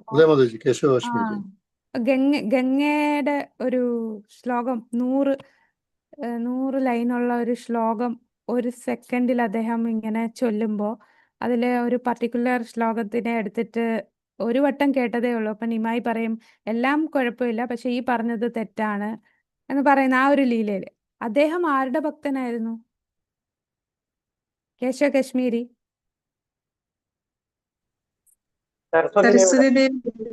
സരസ്വതി ദേവിയുടെ ഭക്തനായിരുന്നു. അവസാനം അദ്ദേഹത്തിന് വിഷമിച്ച് വീട്ടിൽ പോയപ്പോ സരസ്വതി ദേവി സ്വപ്നത്തിൽ വന്നു പറഞ്ഞു, നീ മറ്റാരോടും അല്ല തോറ്റത്, അത് ഭഗവാൻ തന്നെയാണ്. ഭഗവാൻ തന്നെ സ്വയമായി വന്നതാണ്, അദ്ദേഹത്തിനെയാണ് നമ്മൾ ആരാധിക്കേണ്ടത്, അദ്ദേഹത്തിന്റെ ദാസനാകണം നമ്മളെന്ന് പറഞ്ഞ്. അപ്പോൾ മറ്റു ദേവീദേവന്മാർക്ക് അത്രയും സന്തോഷമാണ് നമ്മള് ഭഗവാനെ ആരാധിക്കുന്നത് അല്ലെ? അപ്പൊ അതിന് നമ്മൾ ഈ തുടക്കക്കാർക്ക് പറയുന്ന ഒരു ഉദാഹരണമുണ്ട്. നമ്മൾ സ്കൂളിൽ പഠിച്ച് 10ഉം 12ഉം ഒക്കെ പഠിച്ചു കഴിഞ്ഞിട്ട് നമുക്കൊരു പ്രൊഫഷണൽ കോളേജിൽ അഡ്മിഷൻ കിട്ടി, അല്ലെ ഒരു വലിയ ഒരു പോസ്റ്റിലേക്ക് നമ്മൾ പോകുമ്പോൾ ഒരു സ്കൂൾ ടീച്ചർ പറയുമോ, നീ ഇത്രയും നാളും എൻ്റെ കൂടെ പഠിച്ചു, ഇനി എന്തിനാ നീ അവിടെ പോകുന്നത്, വീണ്ടും എൻ്റെ കൂടെ പഠിക്കണമെന്ന് ഒരു സ്കൂൾ ടീച്ചറും പറയില്ല അല്ലെ? ആ ടീച്ചറിന് അത്രയും സന്തോഷമാണ്, എൻ്റെ കുട്ടി ഇതേ ഉയർന്ന സ്ഥാനത്തേക്ക് പോകുന്നു. അതേപോലെയാണ് ഈ ദേവീദേവന്മാർക്ക് അത്രയും സന്തോഷമാണ് നമ്മൾ ഇത്രയും നാളും ഏതെങ്കിലും ഒരു ആരാധിച്ചുകൊണ്ടിരുന്ന ദേവീദേവന്മാർക്ക് അത്രയും സന്തോഷമാണ് നമ്മളെ മുക്തിയിലേക്ക് പോവുക. പിന്നെ മഹാദേവൻ അല്ലെ, അശുതോഷാണ് മഹാദേവൻ എല്ലാവർക്കും വാരിക്കോരി അവർ ചോദിക്കുന്നത് കൊടുക്കും. പക്ഷെ എപ്പോഴാണ് നമ്മുടെ ഹൃദയത്തിൽ മറ്റു ആഗ്രഹങ്ങളൊന്നും ഇല്ല, നമ്മള് മുക്തിക്ക് യോഗ്യനാണ് എന്ന് മനസ്സിലാക്കുമ്പോൾ മഹാദേവൻ നമ്മളെ സഹായിക്കും അല്ലെ? ഒരുപാട് ശിവഭക്തര് കൃഷ്ണാബോധത്തിൽ വന്നിട്ടുണ്ട്. അപ്പൊ അവരെല്ലാരും പറയും മഹാദേവനാണ് എനിക്ക് ഈ ഒരു വഴി കാട്ടി തന്നതെന്ന്. കാരണം മഹാദേവന് നമ്മളെ ഡയറക്റ്റ് ചെയ്ത് മുകുന്ദനിലേക്ക്, ഭഗവാൻ കൃഷ്ണനിലേക്ക് കണക്ട് ചെയ്യും. അപ്പൊ ദേവീദേവന്മാരൊന്നും ഈ ഒരു ഉദാഹരണം കേൾക്കുമ്പോൾ നമുക്കിങ്ങനെ മാതാജി കാശിയില് ശിവഭഗവാനാണ് രാമമന്ത്രം ചെവിയിൽ പറഞ്ഞു കൊടുക്കുക. അതെ അതെ. കാശിയില് ശരീരം ത്യജിക്കുന്നവർക്ക് മഹാദേവൻ അവരുടെ ചെവിയില് രാമമന്ത്രം പറഞ്ഞു കൊടുക്കും അല്ലെ? അപ്പൊ അങ്ങനെ അവർക്ക് മുക്തിയിലേക്ക് പോകാനായിട്ട് സഹായിക്കുന്നത്. അതുകൊണ്ടാണ് കാശിയിൽ പോയാൽ മുക്തി ലഭിക്കും എന്ന് പറയുന്നത്. ശരിക്കും മഹാദേവൻ അവർക്ക് രാമമന്ത്രം പറഞ്ഞു കൊടുത്താണ് അവർക്ക് പോകാൻ സാധിക്കുന്നത്. അപ്പൊ അതാണ് ആ ഒരു പൊസിഷൻ. ഈ ഒരു ശ്ലോകം കാണുമ്പോൾ നമ്മൾ അതിൽ തെറ്റിദ്ധരിക്കാൻ പാടില്ല എന്നുള്ളത് പറഞ്ഞതേ ഉള്ളൂ. ഇനി നമുക്ക് അടുത്ത ശ്ലോകത്തിലേക്ക് കടക്കാം. അടുത്ത ശ്ലോകം 25 അല്ലേ? അല്ലേ നമ്മളിപ്പോ 24 അല്ലേ പറഞ്ഞത്? 25. േജിരേ മുനയോധാഗ്രേ ഭഗവന്തമധോക്ഷജം സത്വം വിശുദ്ധം ക്ഷേമായ കൽപ്പന്തേയേനു താനിഹ. വിവർത്തനം 25ാമത്തെ ശ്ലോകം വിവർത്തനം. കൃഷ്ണ വായിക്കട്ടെ മാതാജി? വായിച്ചോളൂ. ഭഗവാന്റെ അസ്തിത്വം ഭൗതിക പ്രകൃതിയുടെ ത്രിഗുണങ്ങൾക്ക് അതീതമാകയാൽ സർവ ഋഷി ശ്രേഷ്ഠന്മാരും പരമദിവ്യോത്തമ പുരുഷന് സേവനം സമർപ്പിക്കുകയുണ്ടായി. ഭൗതിക അവസ്ഥയിൽ നിന്നും സ്വതന്ത്രരാകാനും അവർ ഭഗവാനെ ആരാധിച്ചു. അവണ്ണമുള്ള ശ്രേഷ്ഠ പ്രാമാണികന്മാരെ പിന്തുടരുന്നതാരായാലും ഭൗതിക ലോകത്തിൽ നിന്നും സ്വതന്ത്രമാകാൻ യോഗ്യരാകുന്നു. ഹരേ കൃഷ്ണ. ഹരേ കൃഷ്ണ. അപ്പോൾ ഇവിടെ ഋഷി ശ്രേഷ്ഠന്മാരും ആ ഭഗവാനെയാണ് അല്ലെ, ആ പരമപുരുഷനെയാണ് സേവനം അനുഷ്ഠിച്ചത് എന്ന് പറയുന്നു. അപ്പൊ അവിടെ എക്സാമ്പിൾ പറയാണ്, ഈ ഋഷിശ്രേഷ്ഠനെയാണ് സേവനം അനുഷ്ഠിക്കേണ്ടത്. അപ്പൊ അവരെ ആ ആധികാരിക ശ്രേഷ്ഠ ആധികാരികളെ, ഇവിടെ ശ്രേഷ്ഠ ആധികാരികളെ എന്ന് ഉദ്ദേശിക്കുന്ന ആരെയാന്ന് വെച്ചാൽ മഹാജനന്മാരെയാണ്. മഹാജൻസ് അല്ലെ, 12 മഹാജനില്ലേ? ആരൊക്കെയാണ് മഹാജൻ? സ്വയംഭൂ, നാരദ, ശംഭു, കുമാരോ, കപിലോ, മനു, പ്രഹ്ലാദോ, ജനകോ, ഭീഷ്മോ,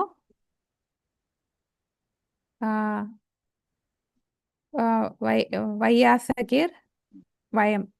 അതായത് 12 മഹാജൻ ആരൊക്കെയാണ്? സ്വയംഭൂ എന്ന് പറയുന്നത് ബ്രഹ്മാവ്, നാരദ, ശംഭു മഹാദേവൻ, കുമാരൻ 4 കുമാരന്മാര്, കപിലദേവൻ, മനു, പാറായില്ലേ?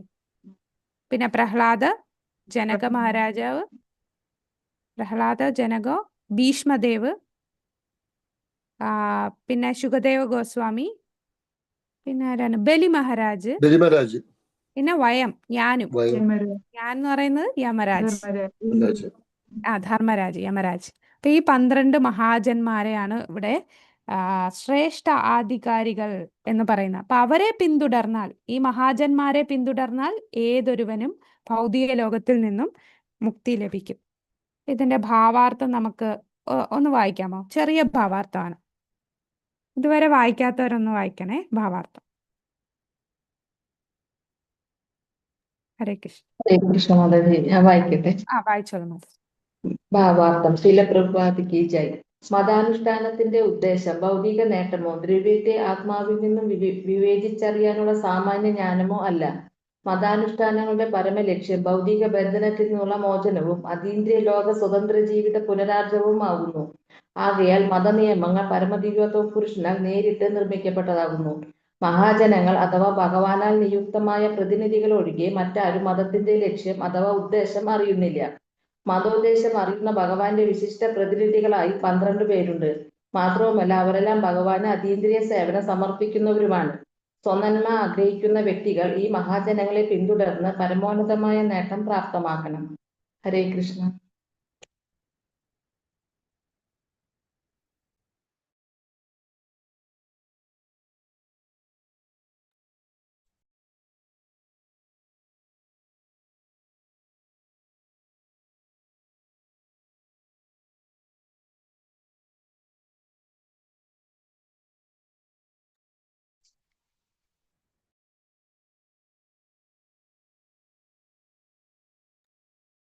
ഹരേ കൃഷ്ണ മാതാജി, മ്യൂട്ടാണ് മാതാജി. സോറി മാതാജി. ഹരേ കൃഷ്ണ. നമ്മൾ ഇനി അടുത്ത ശ്ലോകമാണേ. അപ്പൊ അടുത്ത ശ്ലോകം 26ാമത്തെ ശ്ലോകം. മുമുക്ഷവോ ഘോരരൂപാൻ ഹിത്വാ ഭൂതപതിനഥ നാരായണ കലാ ശാന്താ ഭജന്തി ഹ്യനസൂയവ. അനസൂയവ ഈ വാക്ക് എവിടെ കേട്ടിട്ടുണ്ട്? അനസൂയ ഭഗവത്ഗീതയില് പറയില്ലേ ഭഗവാൻ, അർജുന നിനക്ക് എന്നോട് അസൂയ ഇല്ലാത്തത് കൊണ്ട് ഈ ഗുഹ്യമായിട്ടുള്ള ഈ ജ്ഞാനം നിനക്ക് ഞാൻ തരാം എന്ന് പറയുന്നുണ്ടല്ലേ. അപ്പൊ ഇതിന്റെ വിവർത്തനം ഒന്ന് വായിച്ചോളൂ. ഹരേ കൃഷ്ണ. ഹരേ കൃഷ്ണ. വിവർത്തനം. ശീല പ്രഭുപാദർക്ക് ഗൗരവ മോക്ഷാർത്ഥികൾ അസൂയ തീണ്ടാത്തവരും ഏവരെയും ആദരിക്കുന്നവരും അതേസമയം ഘോരവും ഭീഭത്സവും ദേവരൂപങ്ങളെ പരിത്യജിച്ച് സർവാനന്ദപ്രദമായ വിഷ്ണു ഭഗവാന്റെയും ഭഗവാന്റെ പൂർണ്ണാംശങ്ങളുടെയും സ്വരൂപത്തെ മാത്രം ആരാധിക്കുന്നവർ ആകുന്നു. ഹരേ കൃഷ്ണ. അപ്പൊ വിഷ്ണു ഭക്തന്മാര് എങ്ങനത്തെ രൂപമാണ് ആരാധിക്കുന്നത്? ഭഗവാന്റെ സമഗ്ര അംശങ്ങളുടെയും ആനന്ദ രൂപത്തെയാണ്.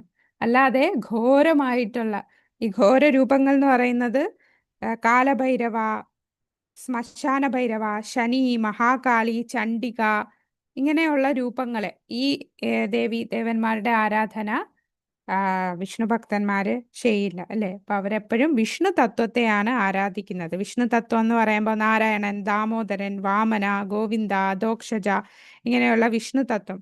വിഷ്ണു തത്വം എന്ന് പറയുന്നത് സത്വഗുണ ആ, സത്വഗുണ സമ്പന്നമാണ്. ശരിക്കും ഭഗവാൻ എന്ന് പറഞ്ഞാൽ എല്ലാ ഗുണങ്ങൾക്കും അതീതനാണ്. അപ്പൊ പരമപുരുഷനാൽ ആരാധിക്കപ്പെടുത്തപ്പെട്ടവർ സർവ്വദേവന്മാരെയും വിഭിന്നാംശങ്ങളാകുന്നു. അവർ വിഷ്ണു തത്വ വിഭാഗത്തിൽ ഉൾപ്പെടുന്നവരല്ല. പരമദിവ്യോത്തമ പുരുഷന്റെ മൂലസ്വരൂപത്തിന് സമാനമായ ശക്തി ഉള്ളവരാണ് വിഷ്ണു തത്വങ്ങൾ. വെവ്വേറെ കാലങ്ങളും പരിസ്ഥിതികളും അനുസൃതമായി വ്യത്യസ്ത വിഭാഗങ്ങളിലുള്ള ശക്തികൾ അവർ പ്രദർശിപ്പിക്കുന്നു. വിഭിന്നാംശങ്ങൾ പരിമിതമായ ശക്തിയുള്ളവയാണ്. വിഷ്ണു തത്വങ്ങളെ പോലെ അപരിമിതമായ ശക്തി അവർക്കില്ല.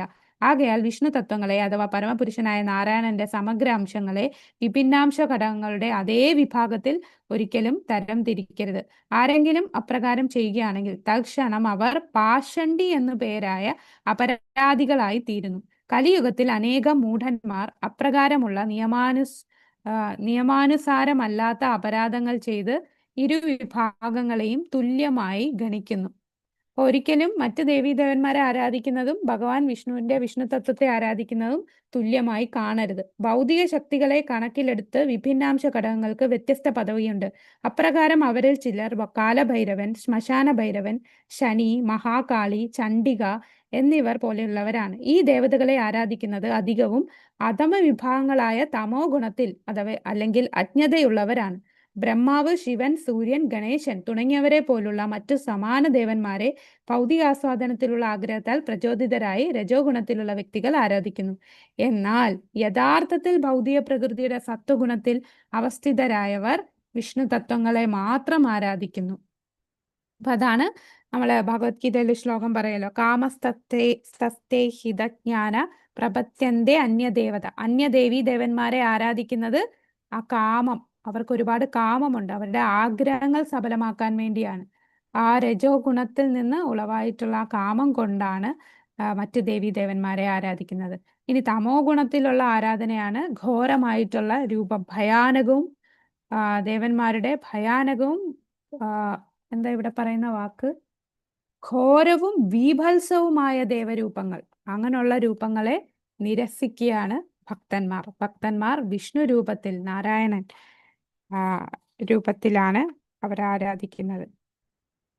ഇനി ഇതിന്റെ അടുത്ത ലാസ്റ്റ് പാരഗ്രാഫ് നമ്മൾ നോക്കിയാൽ കാണാം. ഇവിടെ സത്വഗുണത്തിൽ അധിഷ്ഠിതരായ ഉന്നത യോഗ്യതയുള്ള ബ്രാഹ്മണർക്ക് മറ്റുള്ളവരുടെ ആരാധനാ രീതികളോട് വിദ്വേഷമില്ല. കാലഭൈരവൻ അഥവാ മഹാകാളിയെ പോലെ ഘോരരൂപികളാണെങ്കിൽ പോലും മറ്റു ദേവന്മാരോട് അവർക്ക് എല്ലാവിധ ബഹുമാനവുമുണ്ട്. പരമപുരുഷന്റെ അങ്ങനെയുള്ള ഘോരഭാവങ്ങളെല്ലാം വ്യത്യസ്ത പരിതസ്ഥിതിയിലുള്ള വ്യത്യസ്തരായ ഭഗവത് സേവകരാണെന്ന് അവർക്ക് നന്നായി അറിയാം. അല്ലെ, ഭക്തന്മാർ അതുകൊണ്ട് മറ്റു ദേവീദേവന്മാരെ ഒരിക്കലും ആരാധിക്കുന്നില്ല എന്ന് പറഞ്ഞ് അവരെ പൂർണ്ണമായിട്ട് ബഹുമാനിക്കാതിരിക്കുന്നില്ല. ഈ ദേവന്മാരെ എങ്ങനെയാണ് നമ്മൾ കാണേണ്ടത്? ഭക്തന്മാരെ ഭഗവാൻ നിയോഗിച്ച ഓരോ പൊസിഷൻ അവർക്ക് കൊടുത്തിരിക്കുകയാണ്. ഭഗവാന്റെ പ്രതിനിധികളാണ്. ഓരോ പരിതസ്ഥിതിയിലും അവർക്ക് ചെയ്യേണ്ട ഓരോ ഡ്യൂട്ടി ഭഗവാൻ കൊടുത്തിട്ടുണ്ട്. അപ്പൊ ഭഗവാനെ സേവിക്കുകയാണ് ഈ ദേവീദേവന്മാരെല്ലാം. മഹാകാളി, കാലഭൈരവൻ പോലെയുള്ള രൂപങ്ങളൊക്കെ ആ ഒരു പർട്ടിക്കുലർ പരിതസ്ഥിതിക്ക്, ആ ഒരു എൻവയോൺമെന്റിൽ അത് ആവശ്യമാണ്. അങ്ങനെയുള്ള തമോ ഗുണത്തിലുള്ള ആൾക്കാരെ റെഗുലേറ്റ് ചെയ്ത് ഗ്രാജുവലി അവരെ ഭക്തിയിലേക്ക് കൊണ്ടുവരാൻ ഈ ഓരോ പൊസിഷൻസ് ദേവന്മാർക്ക് കൊടുത്തിരിക്കുകയാണ്. അതുകൊണ്ട് ഭക്തന്മാർ അവരെ എങ്ങനെ കാണും? ഭഗവത് സേവകരായി കണ്ട് ബഹുമാനിക്കുകയാണ് ചെയ്യേണ്ടത്. എന്നിരുന്നാലും ബീഭത്സവും ആകർഷകവുമായ ലക്ഷണങ്ങളോട് കൂടിയ സർവ്വദേവന്മാരെയും ആരാധിക്കുന്നത് അവർ നിരാകരിക്കുന്നു. ആരാധിക്കുന്നില്ല, പക്ഷെ ബഹുമാനിക്കുന്നുണ്ട്. എന്നിട്ട് വിഷ്ണുവിന്റെ രൂപങ്ങളിൽ മാത്രം ശ്രദ്ധ കേന്ദ്രീകരിക്കുന്നു. ആ കാരണം തൊട്ടാണ് ഇമ്പോർട്ടൻറ്റ്. എന്തുകൊണ്ടാണ് വിഷ്ണുവിന്റെ രൂപത്തിൽ മാത്രം കേന്ദ്രീകരിക്കുന്നത്? നമ്മൾ നേരത്തെ ശ്ലോകത്തിൽ പറഞ്ഞു, വിഷ്ണുവിന് മാത്രമേ എന്ത് ചെയ്യാൻ സാധിക്കൂ? മുക്തിയിലേക്ക്, അല്ലെ, മോചനത്തിലേക്ക്. കാരണം ഭൗതികാവസ്ഥയിൽ നിന്നുള്ള മോചനത്തെ കുറിച്ച് അവർ ഗൗരവമുള്ളവരാണ്. അഖില ദേവന്മാരിലും വെച്ച് ശ്രേഷ്ഠനായ ബ്രഹ്മദേവന്റെ തലം വരെയുള്ള ദേവന്മാർക്ക് പോലും ആർക്കും മോക്ഷം പ്രദാനം ചെയ്യാൻ കഴിയില്ല.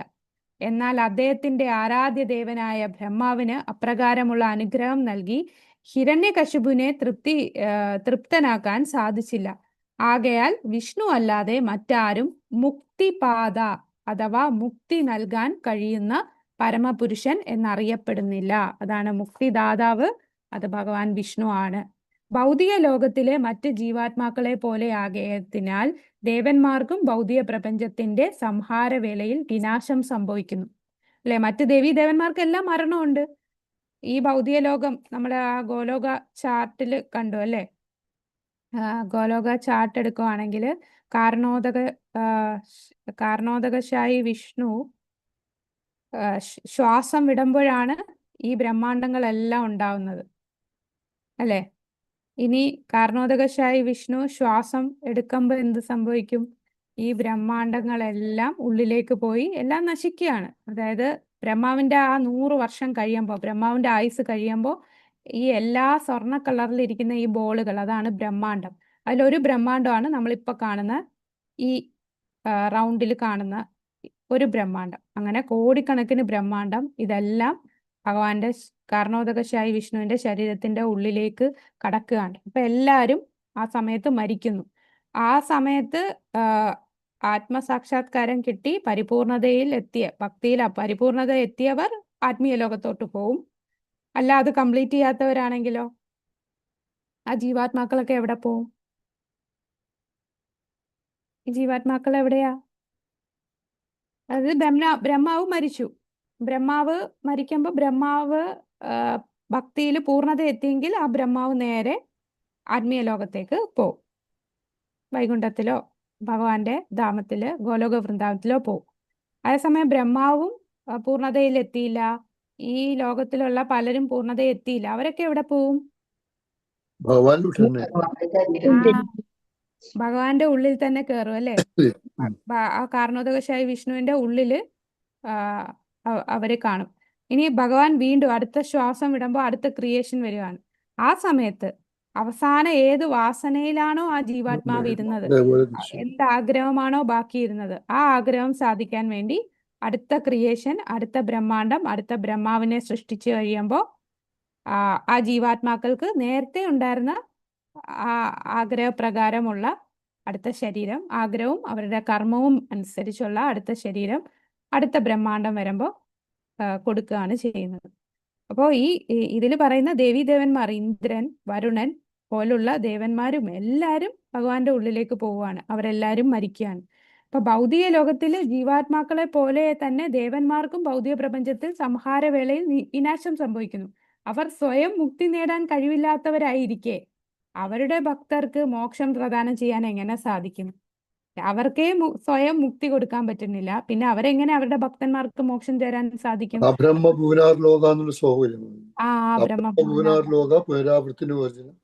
അതെ അതെ, ബ്രഹ്മലോകം തൊട്ട് പുനർജന്മാണ് വ്യക്തിയല്ലേ.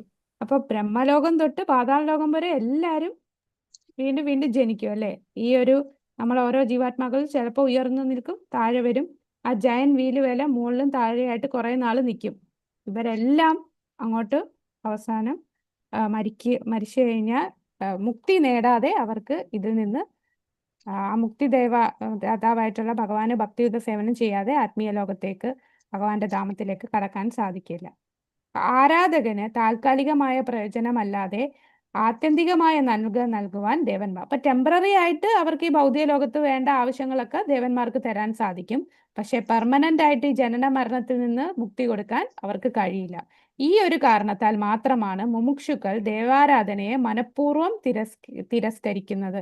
എന്നാലും ഒരു ദേവന്മാരോടും അവർക്ക് യാതൊരു അനാദരവുമില്ല. അത് പ്രധാനമാണല്ലേ? അപ്പൊ ഒരിക്കലും ഒരു ദേവന്മാരെ അനാദരവ് കാട്ടരുത്. എല്ലാ ദേവന്മാരും ഭഗവാന്റെ ദാസനാണെന്ന് കണ്ട് അവരെല്ലാരും വൈഷ്ണവനായിട്ട് കണ്ട് അവരെ ബഹുമാനിക്കുകയാണ് ചെയ്യേണ്ടത്. ഇനി നമുക്ക് അടുത്ത ശ്ലോകം 27ാമത്തെ ശ്ലോകം. രജസ്തമപ്രകൃതയാ സമശീലാ ഭജന്തി വൈ പിതൃഭൂതാ പ്രജേശാദിൻ ശ്രീയൈശ്വര്യാ പ്രജേപ്സവ. വിവർത്തനം ഒന്ന് വായിക്കാമോ?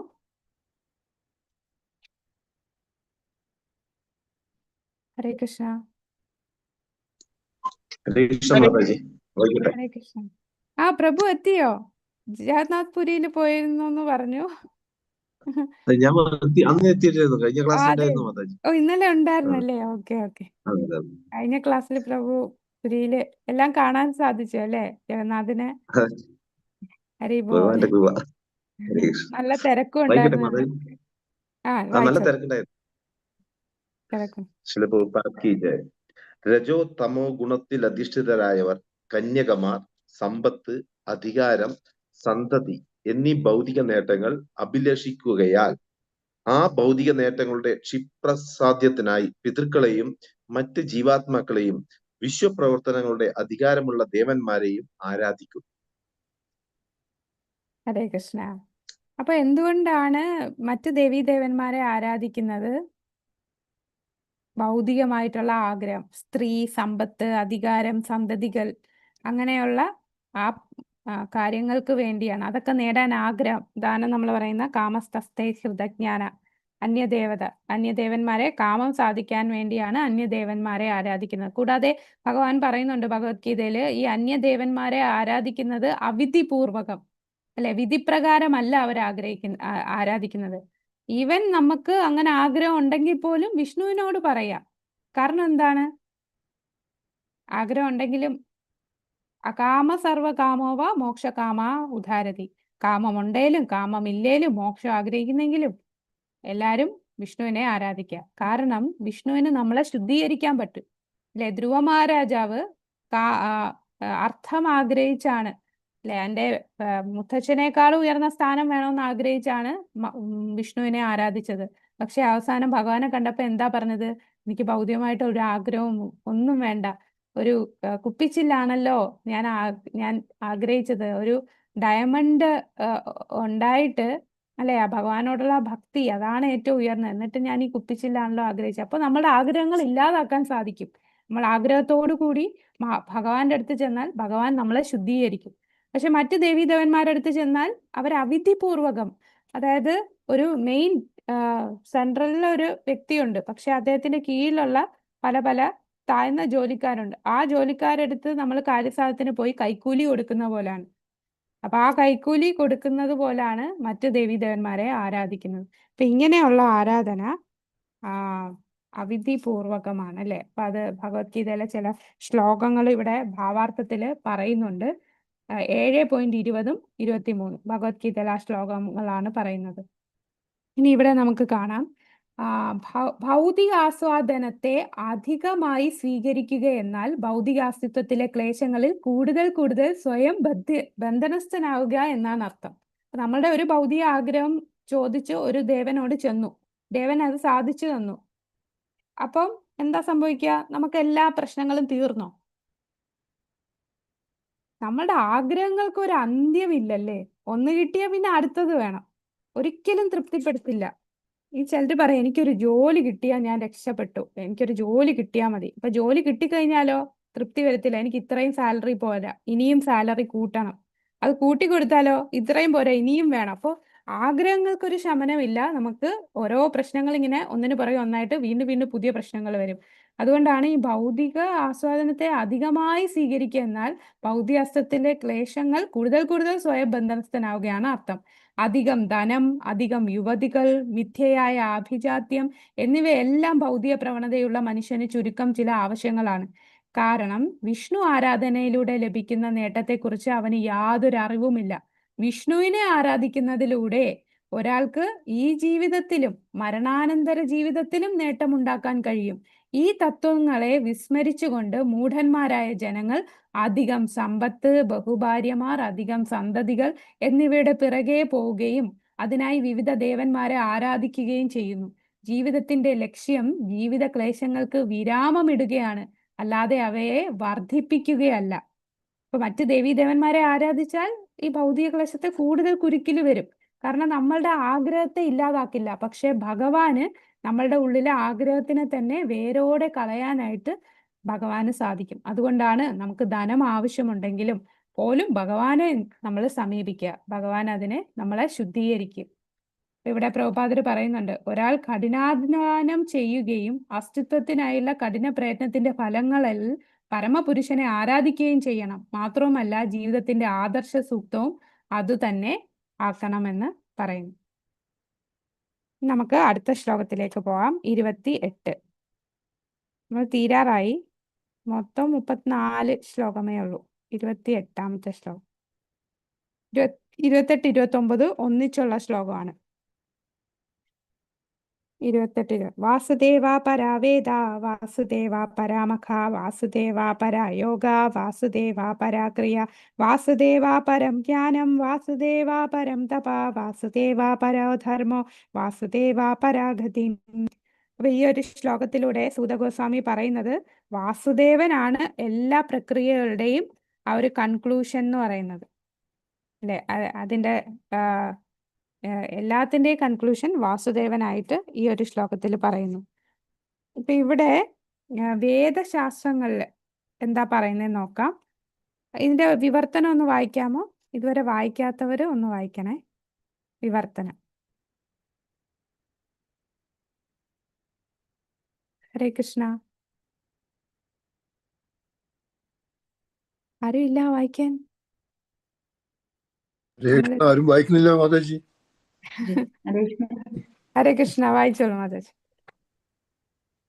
ശീലപ്രഭാത്. വെളിപ്പെട്ട ധർമ്മശാസ്ത്ര വിജ്ഞാനത്തിന്റെ ആത്യന്തിക പൊരുൾ ശ്രീകൃഷ്ണൻ പരമദിവ്യോത്തമ പുരുഷനാകുന്നു. പരമദിവ്യോത്തമ പുരുഷനെ പ്രീതിപ്പെടുത്തുകയാണ് ജ്ഞാനാനുഷ്ഠാനങ്ങളുടെ ഉദ്ദേശം. യോഗ പരമദിവ്യോത്തമ പുരുഷനെ സാക്ഷാത്കരിക്കുവാനുള്ളതാകുന്നു. സർവ കർമ്മഫലങ്ങളും പരമദിവ്യോത്തമ പുരുഷനാണ് പരമമായി പ്രദാനം ചെയ്യുന്നത്. പരമജ്ഞാനം പരമദിവ്യോത്തമ പുരുഷനായ ഭഗവാനാകുന്നു. മാത്രവുമല്ല സമസ്ത കഠിന നിഷ്ഠകളും വൈരാഗ്യങ്ങളും തപശ്ചര്യകളും അനുഷ്ഠിക്കുന്നത് ഭഗവാനെ മനസ്സിലാക്കുവാനാണ്. ഭഗവത് ഭക്തിയുത സേവന സമർപ്പണമാണ് മതം. ജീവിതത്തിന്റെ നിയമാത്മക ലക്ഷ്യം പരമദിവ്യോത്തമ പുരുഷനാകും. ഹരേ കൃഷ്ണ. ഹരേ കൃഷ്ണ. അപ്പൊ ജീവിതത്തിന്റെ പരമലക്ഷ്യം എന്താണ്? അത് പരമദിവ്യോത്തമ പുരുഷനാണെന്ന് ഈ ശ്ലോകത്തിലൂടെ സൂത ഗോസ്വാമി പറയാണ്. ഇതിന്റെ ഭാവാർത്ഥത്തിൽ പറയുന്നുണ്ട്, വാസുദേവനുമായുള്ള നമ്മുടെ ബന്ധം സ്ഥാപിക്കുക, ആ ബന്ധത്തിനനുസരിച്ച് പ്രവർത്തിക്കുക, അങ്ങനെ ആത്യന്തികമായി നമ്മുടെ നഷ്ടപ്പെട്ട അവിടത്തോടുള്ള പ്രേമയുത സേവനത്തെ വീണ്ടെടുക്കുക.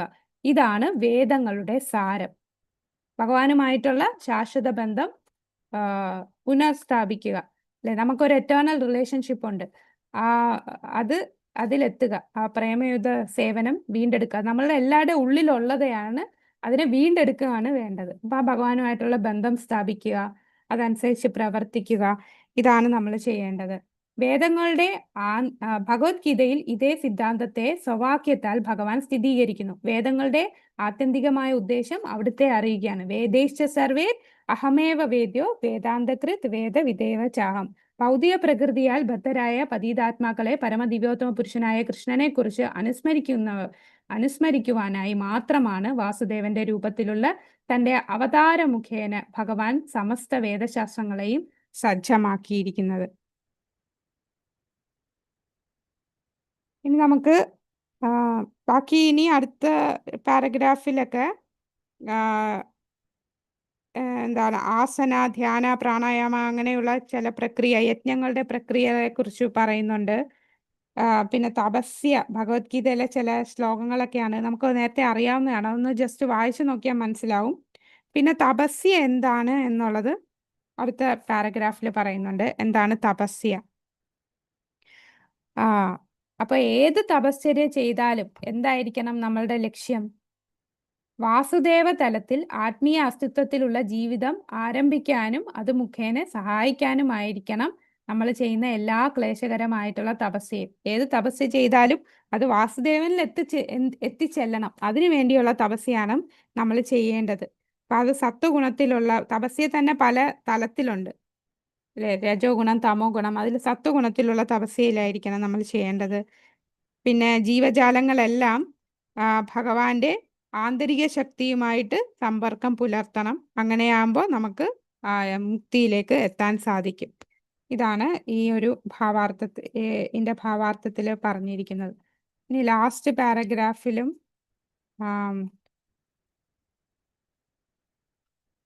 അപ്പൊ നമ്മൾ ഒരിക്കലും മറ്റ് ദേവീദേവന്മാരെ ആരാധിക്കരുത്.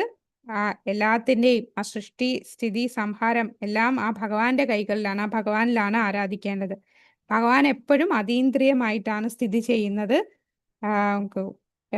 ഭഗവാൻ സത്വഗുണനായിട്ട് വിഷ്ണുവായിട്ട് അവതരിച്ചെങ്കിലും ഭഗവാന്റെ സ്ഥാനം എന്ന് പറഞ്ഞാൽ ഗുണങ്ങൾക്ക് അതീതനാണ്. അപ്പൊ ഇനി ഇവിടെ പറയുന്നുണ്ട്, ഒരു ഉദാഹരണ സഹിതം പറയുന്നുണ്ട്. ഭൗതിക ലോകത്തിലെ സത്വഗുണത്തെ സ്വീകരിച്ചാലും അവിടുന്ന് ഭൗതിക പ്രകൃതിയുടെ എല്ലാ ഗുണങ്ങൾക്കും അതീതനാണ്. സുവ്യക്തമായി അക്കാര്യത്തെ താഴെ പ്രതിപാദിക്കുന്ന ദൃഷ്ടാന്തം തെളിയിക്കുന്നു. കാരാഗ്രഹത്തിൽ തടവുകാരും ജയിൽ അധികാരികളും ഉണ്ട്. അവർ ഇരുവരും രാജാവിന്റെ നിയമത്താൽ ബദ്ധരാണ്. എന്നാൽ രാജാവും ചിലപ്പോഴൊക്കെ ജയിൽ സന്ദർശിച്ചാലും അദ്ദേഹം ജയിലിലെ നിയമങ്ങളാൽ ബദ്ധനല്ല. രാജാവ് എപ്പോഴും കാരാഗ്രഹത്തിലെ നിയമങ്ങൾക്ക് അതീതനാണ്. അതുപോലെ ഭഗവാൻ എപ്പോഴും ഭൗതിക ലോകത്തിലെ നിയമങ്ങൾക്ക് അതീതനാണ്. ഇനി നമുക്ക് 30-ാമത്തെ ശ്ലോകം നോക്കാം. 30-ാമത്തെ ശ്ലോകം എന്ന് പറയുന്നത് സൂത ഗോസ്വാമി 4-ാമത്തെ ചോദ്യത്തിന്റെ ഉത്തരമാണ് പറയുന്നത്. അപ്പൊ ആ 6 ചോദ്യങ്ങൾ ചോദിച്ചു. എല്ലാ ചോദ്യങ്ങൾക്കും കറക്റ്റ് ഓർഡറിലല്ല കൊടുത്തത്. ആദ്യത്തെ 2 കൊടുത്തു. ഇനി സാധാരണ നമ്മൾ എന്ത് ചിന്തിക്കും, 3-ാമത്തെ ക്വസ്റ്റ്യന്റെ ആൻസർ പറയണമെന്ന്. പക്ഷെ ആദ്യം 3-ന് മുമ്പേ 4-ാമത്തെ ക്വസ്റ്റ്യന്റെ ആൻസർ ആണ് സൂത ഗോസ്വാമി പറയുന്നത്. അപ്പൊ ഈ ശ്ലോകം 30-ാമത്തെ ശ്ലോകം 4-ാമത്തെ ചോദ്യത്തിന്റെ ഉത്തരമാണ്. എന്തായിരുന്നു 4-ാമത്തെ ചോദ്യം? ഓർമ്മയുണ്ടോ? 4-ാമത്തെ ചോദ്യം അവതാരങ്ങളെ കുറിച്ച് ഭഗവാൻ തന്റെ അവതാരങ്ങളിൽ ചെയ്യുന്ന വീരസാഹസ കൃത്യങ്ങളെ കുറിച്ച് അങ്ങോട്ട് പറയുക. അതായത് പുരുഷ അവതാരമാണ് ഇവിടെ പറയുന്നത് കേട്ടോ. സയേവതം സസർജഗ്രേ ഭഗവാനാത്മമായയാ സത്തസദ്രൂപായ ചാസോ ഗുണമായ മയാ ഗുണോ വിഭു. വിവർത്തനം: ഭൗതിക സൃഷ്ടിയുടെ ആരംഭത്തിൽ അവിടുന്ന് അതീന്ദ്രിയ സ്ഥാനത്തിരുന്ന് ആ നിരപേക്ഷനായ പരമപുരുഷൻ സ്വന്തം അന്തരംഗ ശക്തിയാൽ കാര്യകാരണ ശക്തികളെ സൃഷ്ടിച്ചു. അതായത് ഇതാരെക്കുറിച്ചാണ് പറയുന്നത്? കാര്യകാരണം സൃഷ്ടിച്ചു എന്ന് പറയുമ്പോൾ നമ്മളെ പുരുഷാവതാരത്തിലെ കാരണോദകശായി വിഷ്ണു അല്ലെ. ഈ 30 തൊട്ട് 33 വരെയുള്ള ശ്ലോകങ്ങൾ ഈ പുരുഷാവതാരത്തെ കുറിച്ചാണ് പറയുന്നത് കേട്ടോ. പുരുഷാവതാരങ്ങൾ. അപ്പൊ ഭൗതിക പ്രപഞ്ചത്തെ സൃഷ്ടിക്ക് ആവശ്യമായ കാരണഭൂതനായിട്ടുള്ള ഫലദായകമായ ശക്തികൾ ഭഗവാനാൽ സൃഷ്ടിക്കപ്പെടുകയാൽ അവിടുത്തെ സ്ഥാനം സദാ അതീന്ദ്രിയമാണ്. ആകയാൽ അവിടുന്ന് ഭൗതിക പ്രകൃതിയുടെ ത്രിഗുണങ്ങളാൽ ബന്ധപ്പെടുന്നില്ല. ഇവിടെ നമുക്ക് കാണാം കാരണോദകശായി വിഷ്ണു കണ്ടോ. ഈ ഭൗതിക പ്രകൃതിയിൽ 24 ഘടകങ്ങളൊക്കെ ഉള്ള ആ ഭൗതിക പ്രകൃതി സൃഷ്ടിക്കാനായിട്ട് ഭഗവാൻ മായാദേവി യിലൂടെ എല്ലാം ചെയ്യുകയാണ് ചെയ്യുന്നത്. അപ്പൊ ഭൗതിക സൃഷ്ടിക്ക് മുമ്പേ നിലനിൽക്കുന്നതാണ് ഭഗവാൻ. ചില ദേവി മാഹാത്മ്യം, ദേവി ഭാഗവതം എന്ന് പറഞ്ഞുള്ള പലരും പറയാറുണ്ട്. അതില് ദേവിയാണ് ഇമ്പോർട്ടൻറ്റ്. ദേവിയിലൂടെയാണ് എല്ലാം സൃഷ്ടി നടക്കുന്നതെന്ന് ആ ബുക്കിൽ പറയുന്നു. പക്ഷെ പിതാവില്ലാതെ ഒരിക്കലും സ്ത്രീക്ക് ഗർഭിണിയാവാൻ സാധിക്കില്ല. ആ ബീജം കൊടുക്കുന്നത് ആരാണ്? പിതാവാണ്. അപ്പൊ ഈ ഭൗതിക പ്രകൃതി സൃഷ്ടിക്കുന്നതിന് മുമ്പേ ഭഗവാനുണ്ട്. ഭഗവാൻ പൂർണ്ണമായും ആത്മീയനാണ്. അവിടുത്തെ ആത്മീയ ഗുണങ്ങളിൽ നിന്നും ഗുണപരമായി തികച്ചും വ്യത്യസ്തങ്ങളായ ഭൗതിക ലോകത്തിലെ ഗുണവുമായി അവിടുന്ന് യാതൊരു ബന്ധവുമില്ല. ഇനി അടുത്ത ശ്ലോകം 31-ാമത്തെ ശ്ലോകം. തയാവിലാസിതേഷു ഗുണേഷു ഗുണവാനിവ അന്ധപ്രവിഷ്ടാ ഭാതി വിജ്ഞാനേന വിജൃംഭിത. ഇവിടെ ഇതിന്റെ വിവർത്തനത്തിൽ പറയുന്നു 31-ാമത്തെ ശ്ലോകം. ഭൗതിക പദാർത്ഥത്തിന്റെ സൃഷ്ടിക്ക് ശേഷം ഭഗവാൻ വാസുദേവൻ സ്വയം വിസ്തരിച്ച് അവയിൽ പ്രവേശിക്കുന്നു. ആരാണ് അവയിൽ പ്രവേശിക്കുന്നത്? അപ്രകാരം ഭഗവാൻ ഭൗതിക പ്രകൃതിയുടെ ഗുണങ്ങളുടെ ഉള്ളിൽ ഇരിക്കുകയും സൃഷ്ടിക്കപ്പെട്ട ജീവജാലങ്ങളിൽ ഒരുവനായി കണക്കാക്കപ്പെടുകയും ചെയ്താലും അവിടുന്ന് സദാ തന്റെ അതീന്ദ്രിയ പദവിയിൽ പൂർണ്ണ പരിജ്ഞാനമുള്ളതായി നിലകൊള്ളുന്നു. അപ്പൊ ഇവിടെ ഭഗവാൻ എന്താണ്? ഇവിടെ സൃഷ്ടി ചെയ്യുന്നു. പിന്നെ ഓരോ ബ്രഹ്മാണ്ടത്തിന്റെ ഉള്ളിലും ഭഗവാൻ കയറുന്നു അല്ലേ. അപ്പൊ അതാണ് ഇവിടെ ഇതിന്റെ ഈ ഒരു ഭാവാർത്ഥത്തിൽ അത് പറയുന്നുണ്ട്. പരമാത്മാവായിട്ട് ഭഗവാൻ എല്ലാവരുടെയും ജീവജാലങ്ങളുടെയും കൂടെ ക്ഷീരോദകശായി വിഷ്ണുവായിട്ട് പോകുന്നുണ്ട്. അതാണ് ഇവിടെ ഈ ഒരു ഭാവാർത്ഥത്തിൽ പറയുന്നത്. പരമാത്മാവും ബദ്ധാത്മാവും തമ്മിലുള്ള അന്തരമാണിത്. ബദ്ധാത്മാവ് അഥവാ ജീവസത്ത പ്രകൃതി നിയമങ്ങളാൽ നിയന്ത്രിക്കപ്പെടുന്നു. അതേസമയം പരമാത്മാവ് ഭൗതിക ശക്തിയുടെ നിയന്ത്രകനാകുന്നു. അപ്പൊ ഭഗവാൻ ഈ ഭൗതിക ലോകത്തിന്റെ ഉള്ളിൽ കയറി എന്ന് പറഞ്ഞ് ഒരിക്കലും ഭൗതിക സൃഷ്ടി അദ്ദേഹത്തെ ബാധിക്കില്ല.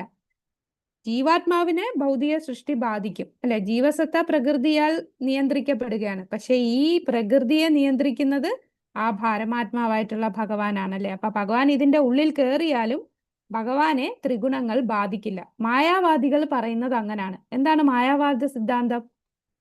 അവരെ സംബന്ധിച്ച് ഈ ഭഗവാൻ കൃഷ്ണൻ എന്നൊക്കെ പറഞ്ഞാല് ഒരു ഗുണത്തിന് സമ്പർക്കത്താൽ അടിമപ്പെട്ടിരിക്കുകയാണെന്നാണ് പറയുന്നത്.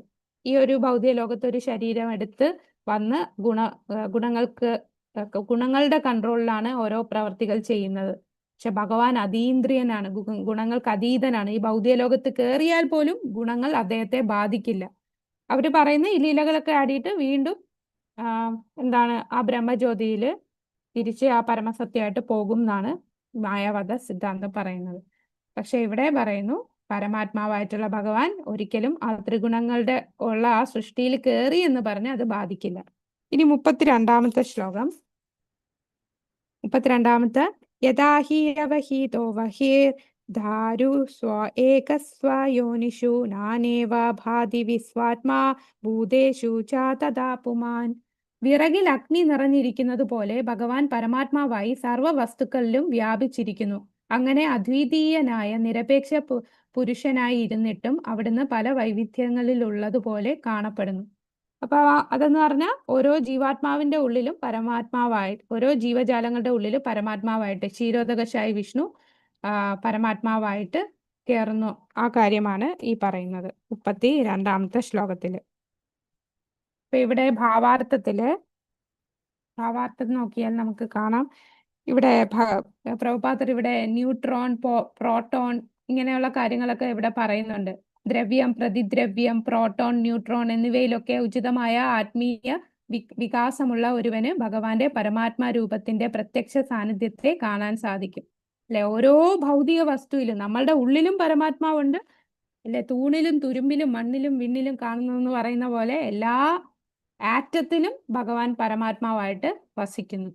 പാലിൽ നിന്ന് വെണ്ണ കടഞ്ഞെടുക്കാനാകും. അതുപോലെ തന്നെ ഉപനിഷത്തുകൾ, വേദാന്തം എന്നിവ പോലുള്ള വേദസാഹിത്യങ്ങളിൽ സവിശേഷമായി പ്രതിപാദിച്ചിരിക്കുന്ന അതീന്ദ്രിയ വിഷയങ്ങളുടെ മുറപ്രകാരമുള്ള ശ്രവണ കീർത്തനങ്ങളാൽ പരമാത്മ രൂപത്തിലുള്ള ഭഗവാന്റെ സാന്നിധ്യം ഉണരാൻ കഴിയും. ഈ വേദസാഹിത്യങ്ങളുടെ പ്രാമാണികമായ വ്യാഖ്യാനമാണ് ശ്രീമദ് ഭാഗവതം. അതാണ് ഈ പറയുന്നത്. അപ്പൊ ഈ 3 ശ്ലോകത്തില് 30, 31 ഇപ്പൊ നമ്മൾ പറയുന്ന ഏതാണ് 32. ഈ ശ്ലോകത്തിലൂടെ എന്ത് പറഞ്ഞു? കാരണോദകശായി വിഷ്ണു, ഗർഭോദകശായി വിഷ്ണു, ക്ഷീരോദകശായി വിഷ്ണു പറഞ്ഞു. ഇനി അടുത്ത ഏതാണ്? 33-ാമത്തെ ശ്ലോകം. അസോ ഗുണമയേർഭാവൈർഭൂത സൂക്ഷ്മേന്ദ്രിയാത്മഭി സ്വനിർമ്മിതേഷു നിർവിഷ്ടോ ഭുങ്ക്തേ ഭൂതേഷു തദ്ഗുണാൻ. 33-ാമത്തെ വിവർത്തനം. ഭൗതിക പ്രകൃതി ഗുണങ്ങളുടെ സ്വാധീനത്തിലുള്ള സൃഷ്ടിക്കപ്പെട്ട ജീവസത്തുക്കളുടെ ശരീരത്തിൽ പരമാത്മാവ് പ്രവേശിക്കുകയും സൂക്ഷ്മമായ മനസ്സിനാൽ ആ ഗുണങ്ങളുടെ ഫലത്തെ അവരെ അനുഭവിപ്പിക്കുകയും ചെയ്യുന്നു. അപ്പൊ ഇവിടെയും ക്ഷീരോദകശായി വിഷ്ണുവിനെ കുറിച്ചാണ് പറയുന്നത്. ആ പരമാത്മാവ് ഉള്ളിൽ കയറി എന്ത് ചെയ്യുന്നു എന്ന് പറയുന്നു. ഇപ്പൊ 84 ലക്ഷം ജീവജാലങ്ങൾ ഉണ്ടല്ലേ. ഇപ്പൊ ഈ ജീവജാലങ്ങളുടെ എല്ലാവരുടെയും ഉള്ളിലുള്ള ആ മനസ്സിന്റെയും സ്ഥൂലമായ ഭൗതിക ശരീരത്തിന്റെയും ആഗ്രഹങ്ങൾക്കനുസരിച്ച് അവയൊക്കെ തന്നെ ഭൗതിക ലോകത്തെ ആസ്വദിക്കുന്നു. സൂക്ഷ്മ മനസ്സിന്റെ ഉപാധികൾ അധിഷ്ഠിതമാണ് സ്ഥൂല ശരീരം. മാത്രവുമല്ല ജീവാത്മാക്കളുടെ അഭിലാഷങ്ങൾക്കനുസരിച്ച് ഇന്ദ്രിയങ്ങൾ നിർമ്മിക്കുന്നത്. അവൻ ആഗ്രഹിക്കുന്നതൊക്കെ സ്വായത്തമാക്കാൻ ജീവാത്മാവ് സർവപ്രകാരത്തിലുള്ള നിസ്സഹായകനാകയാൽ ഭഗവാൻ പരമാത്മാവായി ഭൗതിക സന്തോഷം നേടാൻ ജീവാത്മാക്കളെ സഹായിക്കുന്നു. അവൻ ആഗ്രഹിക്കുന്നു. കാരണം നമ്മൾ ഒരു കാര്യം എന്താണ് നമ്മൾ പറയാറില്ലേ, ലോഡ്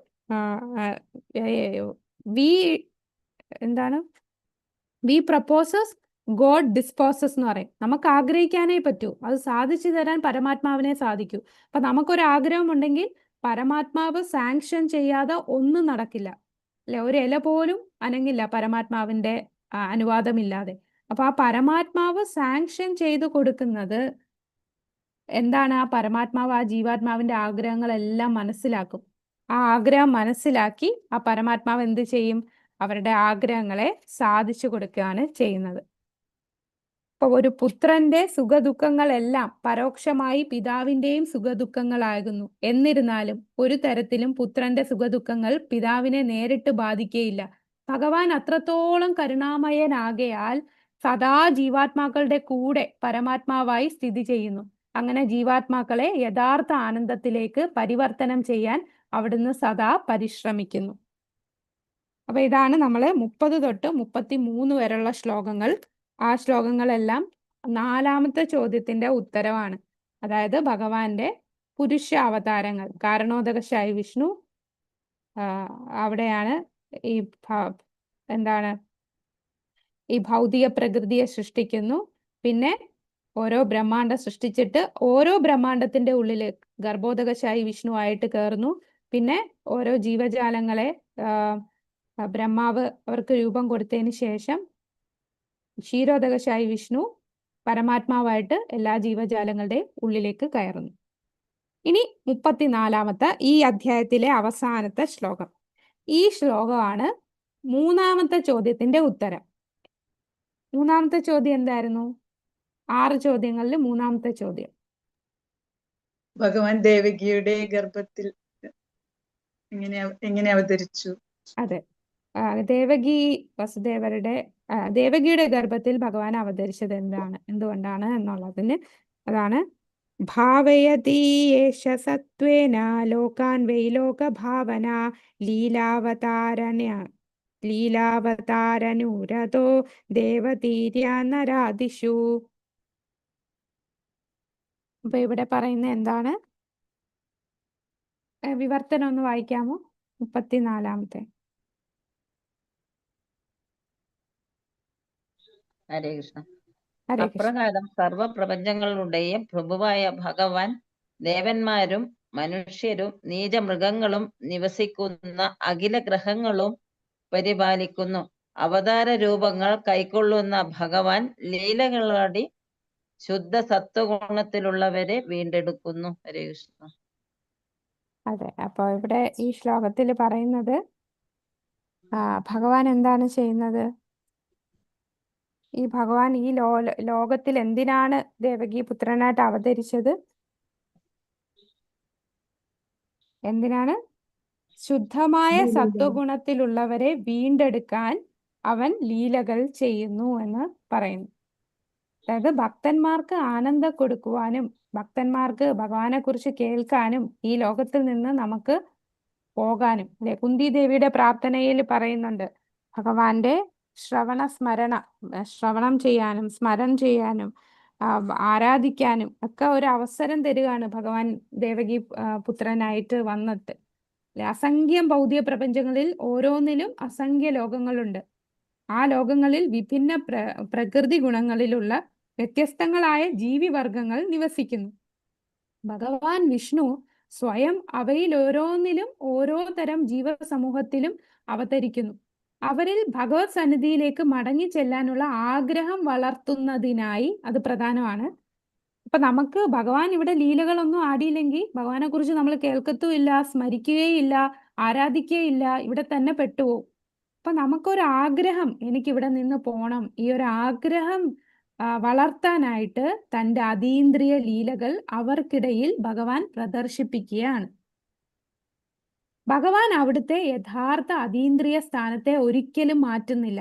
അതേസമയം അവിടുന്ന് പ്രത്യേക സ്ഥലം കാല സമൂഹങ്ങൾക്കനുസരിച്ച് വ്യത്യസ്തമായി പ്രകടമാക്കുന്നതായി കാണപ്പെടുന്നു. ചിലപ്പോൾ അവിടുന്ന് സ്വയം അവതരിക്കുന്നു, അല്ലെങ്കിൽ തനിക്കായി പ്രവർത്തിക്കാനായി ഒരു യോഗ്യനായ ജീവാത്മാവിനെ അധികാരപ്പെടുത്തുന്നു. എന്നാൽ ഈ രണ്ടിലും ഏത് വിധത്തിലായാലും ഉദ്ദേശം ഒന്ന് തന്നെ. എന്താണ് ഉദ്ദേശം? ഈ ഭൗതിക ലോകത്ത് ദുരിതം അനുഭവിക്കുന്ന ജീവാത്മാക്കളെ ഭഗവാന്റെ ധാമത്തിലേക്ക് കൊണ്ടുപോകാൻ ഭഗവാൻ ആഗ്രഹിക്കുകയാണ്. അപ്പൊ ജീവസത്തകൾ അതിനായി ആഗ്രഹിക്കാൻ വേണ്ടി, അവർക്ക് ആനന്ദം കൊടുക്കാൻ അസംഖ്യം പ്രപഞ്ചങ്ങളുടെയും ഭൗതികഗ്രഹങ്ങളുടെയും ഏതെങ്കിലും ഒരു മൂലയിൽ കണ്ടെത്താൻ സാധ്യമല്ല. ജീവാത്മാക്കൾ ആഗ്രഹിക്കുന്ന നിത്യമായ ആനന്ദം ഭഗവത് സാമ്രാജ്യത്തിലേ ലഭിക്കുകയുള്ളൂ. എന്നാൽ ഭൗതിക ഗുണങ്ങളുടെ സ്വാധീനത്തിൽ കീഴിൽ വിസ്മൃതരാവസ്ഥയിലുള്ള ജീവസത്തകൾക്ക് ഭഗവത് സാമ്രാജ്യത്തെക്കുറിച്ച് യാതൊരു അറിവുമില്ല. ആകയാൽ ഭഗവത് ധാമത്തെ സംബന്ധിച്ച സന്ദേശം പ്രചരിപ്പിക്കുവാൻ ഭഗവാൻ സ്വയം അവതരിക്കുകയോ അല്ലെങ്കിൽ ഭഗവാന്റെ സത്പുത്രന്മാരായ അവിടുത്തെ പ്രാമാണികരായ പ്രതിനിധിയെ അയക്കുകയോ ചെയ്യുന്നു. അത്തരം അവതാരങ്ങൾ അല്ലെങ്കിൽ ദൈവപുത്രന്മാർ ഭഗവത് ധാമത്തിലേക്ക് മടങ്ങി ചെല്ലാനുള്ള പ്രചരണം മാനവ സമുദായത്തിൽ മാത്രമല്ല ചെയ്യുന്നത്, എല്ലാവിധ സമൂഹങ്ങളിലും ദേവന്മാരുടെ ഇടയിലും മനുഷ്യേതര ജീവജാലങ്ങൾക്കിടയിലും അവരുടെ പ്രവർത്തനം തുടരുന്നു. ഇപ്പൊ എന്തിനാണ് ഭഗവാൻ അവതരിക്കുന്നത്? നമുക്ക് ഭഗവാനെ കുറിച്ച് മനസ്സിലാക്കാൻ, ഭഗവാനെ കുറിച്ച് ശ്രവിക്കാൻ, കേൾക്കാൻ, ഭഗവാന്റെ ധാമത്തിൽ പോകാൻ ഒരു ആഗ്രഹം വളർത്താൻ. ഭഗവാൻ ഇവിടെ വന്നില്ല എന്നുണ്ടെങ്കിൽ നമുക്ക് ഇതൊന്നും അറിയില്ല. ഈ അന്ധകാരത്തിൽ തന്നെ ജനിച്ച് മരിച്ച് ഓരോ കഷ്ടതകൾ അനുഭവിച്ച് ഇവിടെ തന്നെ കിടക്കും. പക്ഷെ നമുക്ക് ഭഗവാനെ കുറിച്ച് അറിയാനും ഒക്കെ എങ്ങനെ? ഒന്നുകിൽ ഭഗവാൻ നേരിട്ട് വരും, അല്ലെങ്കിൽ ഭഗവാന്റെ പ്രതിനിധികളെ ഈ ലോകത്തേക്ക് അയക്കും. ആ പ്രതിനിധികൾ നമുക്ക് എന്നും സന്തോഷം കിട്ടുന്ന ആ ലോകം, അത് ഭഗവാന്റെ ധാമമാണ്. നമ്മളുടെ എറ്റേണൽ ആയിട്ടുള്ള ആ ഒരു റിലേഷൻഷിപ്പ് ഭഗവാനുമായിട്ടുള്ളതാണ്. അതിലേക്ക് കൊണ്ടെത്തിക്കാനായിട്ട് ഭഗവാൻ നേരിട്ട് വരികയോ അല്ലെങ്കിൽ ഭഗവാന്റെ പ്രതിനിധികളോ വന്ന് നമ്മുടെ ഈ സമൂഹത്തില് അത് പ്രചരിപ്പിക്കും. ഭഗവാനെ കുറിച്ചുള്ള നാമരൂപ ഗുണലീലകൾ അത് ശ്രവിക്കാനുള്ള അവസരം തരും. അത് മനുഷ്യ സമുദായത്തിൽ മാത്രമല്ല, അതാണ് ഭാവാർത്ഥത്തിൽ പറയുന്നത്. സമൂഹങ്ങളിൽ എല്ലാ സമൂഹം, ദേവന്മാരുടെ ഇടയിലും ഉണ്ട്. ഇപ്പൊ നാരദ മഹർഷി എല്ലായിടത്തും യാത്ര ചെയ്യാൻ പറ്റും. ആത്മീയ ലോകത്തും ഭൗതിക ലോകത്തും എല്ലായിടത്തും യാത്ര ചെയ്യാൻ പറ്റുന്നതാണ് നാരദ മഹർഷി. നാരദ മഹർഷി ദേവലോകത്തും പോയി ഉപദേശിക്കുന്നുണ്ട്, ബ്രഹ്മജ്യോതിയിലും പോയി അവിടെയുള്ള ജീവാത്മാക്കളെ ഉപദേശിക്കുന്നുണ്ട്. അവർക്കെല്ലാം ഭഗവാന്റെ കാര്യങ്ങൾ പറഞ്ഞു കൊടുക്കും. അപ്പൊ മനുഷ്യേതര ജീവജാലങ്ങൾക്കിടയിലും അവരുടെ പ്രവർത്തനം തുടരുന്നു. ശ്രീമദ് ഭാഗവതം 1-ാം സ്കന്ധത്തിലെ ദിവ്യത്വവും ദിവ്യ സേവനവും എന്ന 2-ാം അധ്യായത്തിന്റെ ഭക്തിവേദാന്ത ഭാവാർത്ഥം ഇപ്രകാരം സമ്പൂർണമാകുന്നു. ഹരേ കൃഷ്ണ. അപ്പൊ നമ്മള് ഇല്ല മാതാജി, ഇന്ന് അറ്റൻഡൻസ് ഇട്ടില്ല കേട്ടോ. ഇന്ന് ഞായറാഴ്ച ആയതുകൊണ്ട് പലർക്കും ജോയിൻ ചെയ്യാൻ ബുദ്ധിമുട്ടുള്ളത് കൊണ്ട് ഇന്ന് നമ്മൾ അറ്റൻഡൻസ് കമ്പൽസറി ആക്കിയിട്ടില്ല. ഓക്കെ, ഹരേ കൃഷ്ണ. അപ്പൊ നമ്മള് 2-ാമത്തെ അധ്യായം കഴിഞ്ഞു. ഈ ഏരിയയിൽ എന്തെങ്കിലും ചോദ്യങ്ങൾ ഉണ്ടായിരുന്നോ ക്ലോസ്ഡ് ബുക്കില്? അതിന് ഒരു ചോദ്യം കൂടിയുണ്ട്. അതേ ഉള്ളൂ. ഇന്നലെ ഞാൻ പറഞ്ഞ ചോദ്യം കൂടാതെ 12-ാമത്തെ ചോദ്യമുണ്ട്. 28 മുതൽ 29 ഭാവാർത്ഥത്തിൽ പരാമർശിച്ചിരിക്കുന്ന ജയിലിന്റെ സാദൃശ്യം വിശദീകരിക്കുക. മാതാജി പറഞ്ഞിട്ടുണ്ടായിരുന്നില്ലേ? ഓ, ആ ജയിലിന്റെ അതേ ഉള്ളൂ. അത് മാത്രമേ ഉള്ളൂ. Okay okay, Hare Krishna. അപ്പൊ സൂത ഗോസ്വാമിയോട് ചോദിച്ച 6 ചോദ്യത്തില് 4 ചോദ്യത്തിന്റെ ഉത്തരം ഈ അധ്യായത്തിൽ കിട്ടി. ഇനി ബാക്കി 5ഉം 6ഉം ചോദ്യത്തിന്റെ ഉത്തരം 3-ാമത്തെ അധ്യായത്തിലാണ് പറയുന്നത്. ഓക്കെ, ഹരേ കൃഷ്ണ. 3-ാമത്തെ അധ്യായം ഭഗവാന്റെ മറ്റ് അവതാരങ്ങളാണ്. അത് കുറച്ചുകൂടെ എളുപ്പമാണ്. അവതാരങ്ങൾക്ക് എല്ലാം പറഞ്ഞു പോകാവുന്നതാണ്. ഡീറ്റെയിൽസ് എല്ലാം ഇനി വരുന്ന സ്കന്ധത്തിൽ പറയും. ഭഗവാന്റെ പുരുഷാവതാരത്തെക്കുറിച്ചും ലീലാവതാരത്തെക്കുറിച്ചും ഉള്ള ഡീറ്റെയിൽസ് ഇനി അങ്ങോട്ടുള്ള സ്കന്ധത്തിൽ പറയും. ഈ സ്കന്ധത്തിൽ ജസ്റ്റ് ഒന്ന് ഓടിച്ച് എന്തൊക്കെയാണ് അവതാരങ്ങൾ എന്ന് പറഞ്ഞു പോകത്തേ ഉള്ളൂ. ഇതില് താണ്ഡവ നൃത്യം എന്താണ് അത് ചോദിച്ചു മാതാജി. അത് എപ്പോഴും എക്സ്പ്ലെയിൻ ചെയ്ത് ആ ക്വസ്റ്റ്യൻ ഉണ്ട് മാതാജി. താണ്ഡവ നൃത്യം മറ്റേ സത്വഗുണ രജോഗുണം ബ്രഹ്മ വിഷ്ണു മഹേശ്വരന്മാരുടേത് പറയില്ലേ? താണ്ഡവം പറഞ്ഞാൽ അത് ഇപ്പൊ മാതാജി പറഞ്ഞാണോ? രുദ്രൻ താണ്ഡവ നൃത്തം ചെയ്തു, സംഹാരത്തിന് വേണ്ടി അല്ലേ? അതാണോ? അതെ അതെ അതെ അതെ. അത് ഭാവാർത്ഥത്തിൽ എവിടെയോ ഉണ്ടല്ലോ. താണ്ഡവ നൃത്യം 23-ല്ലേ? 23-ലാ? ഡിസ്ട്രക്ഷൻ ചെയ്യാൻ വേണ്ടിയാണ് അല്ലെ? സംഹാരം ചെയ്യാനാണ് താണ്ഡവ നൃത്തം മഹാദേവൻ കാഴ്ചവെക്കുന്നത്. 23-ന്റെ ഭാവാർത്ഥത്തിൽ അതുണ്ടാവും കേട്ടോ. നമ്മുടെ ക്ലോസ് ബുക്കിലുള്ള മിക്കതും ഭാവാർത്ഥത്തിൽ ഉള്ള ആൻസേഴ്സ് ആയിരിക്കും. ഭാവാർത്ഥം നന്നായിട്ട് വായിക്കുമ്പോൾ നമുക്ക് എല്ലാത്തിൻ്റെയും മിക്കതിൻ്റെ ഉത്തരം കിട്ടും. ഹരേ കൃഷ്ണ. 10 മണി കഴിഞ്ഞല്ലേ? അപ്പൊ നാളെ തിങ്കളാഴ്ച ആയതുകൊണ്ട് എല്ലാവർക്കും ജോലിക്ക് പോകാനുള്ള തിരക്കൊക്കെ ഉണ്ടാവും. ഹരേ കൃഷ്ണ.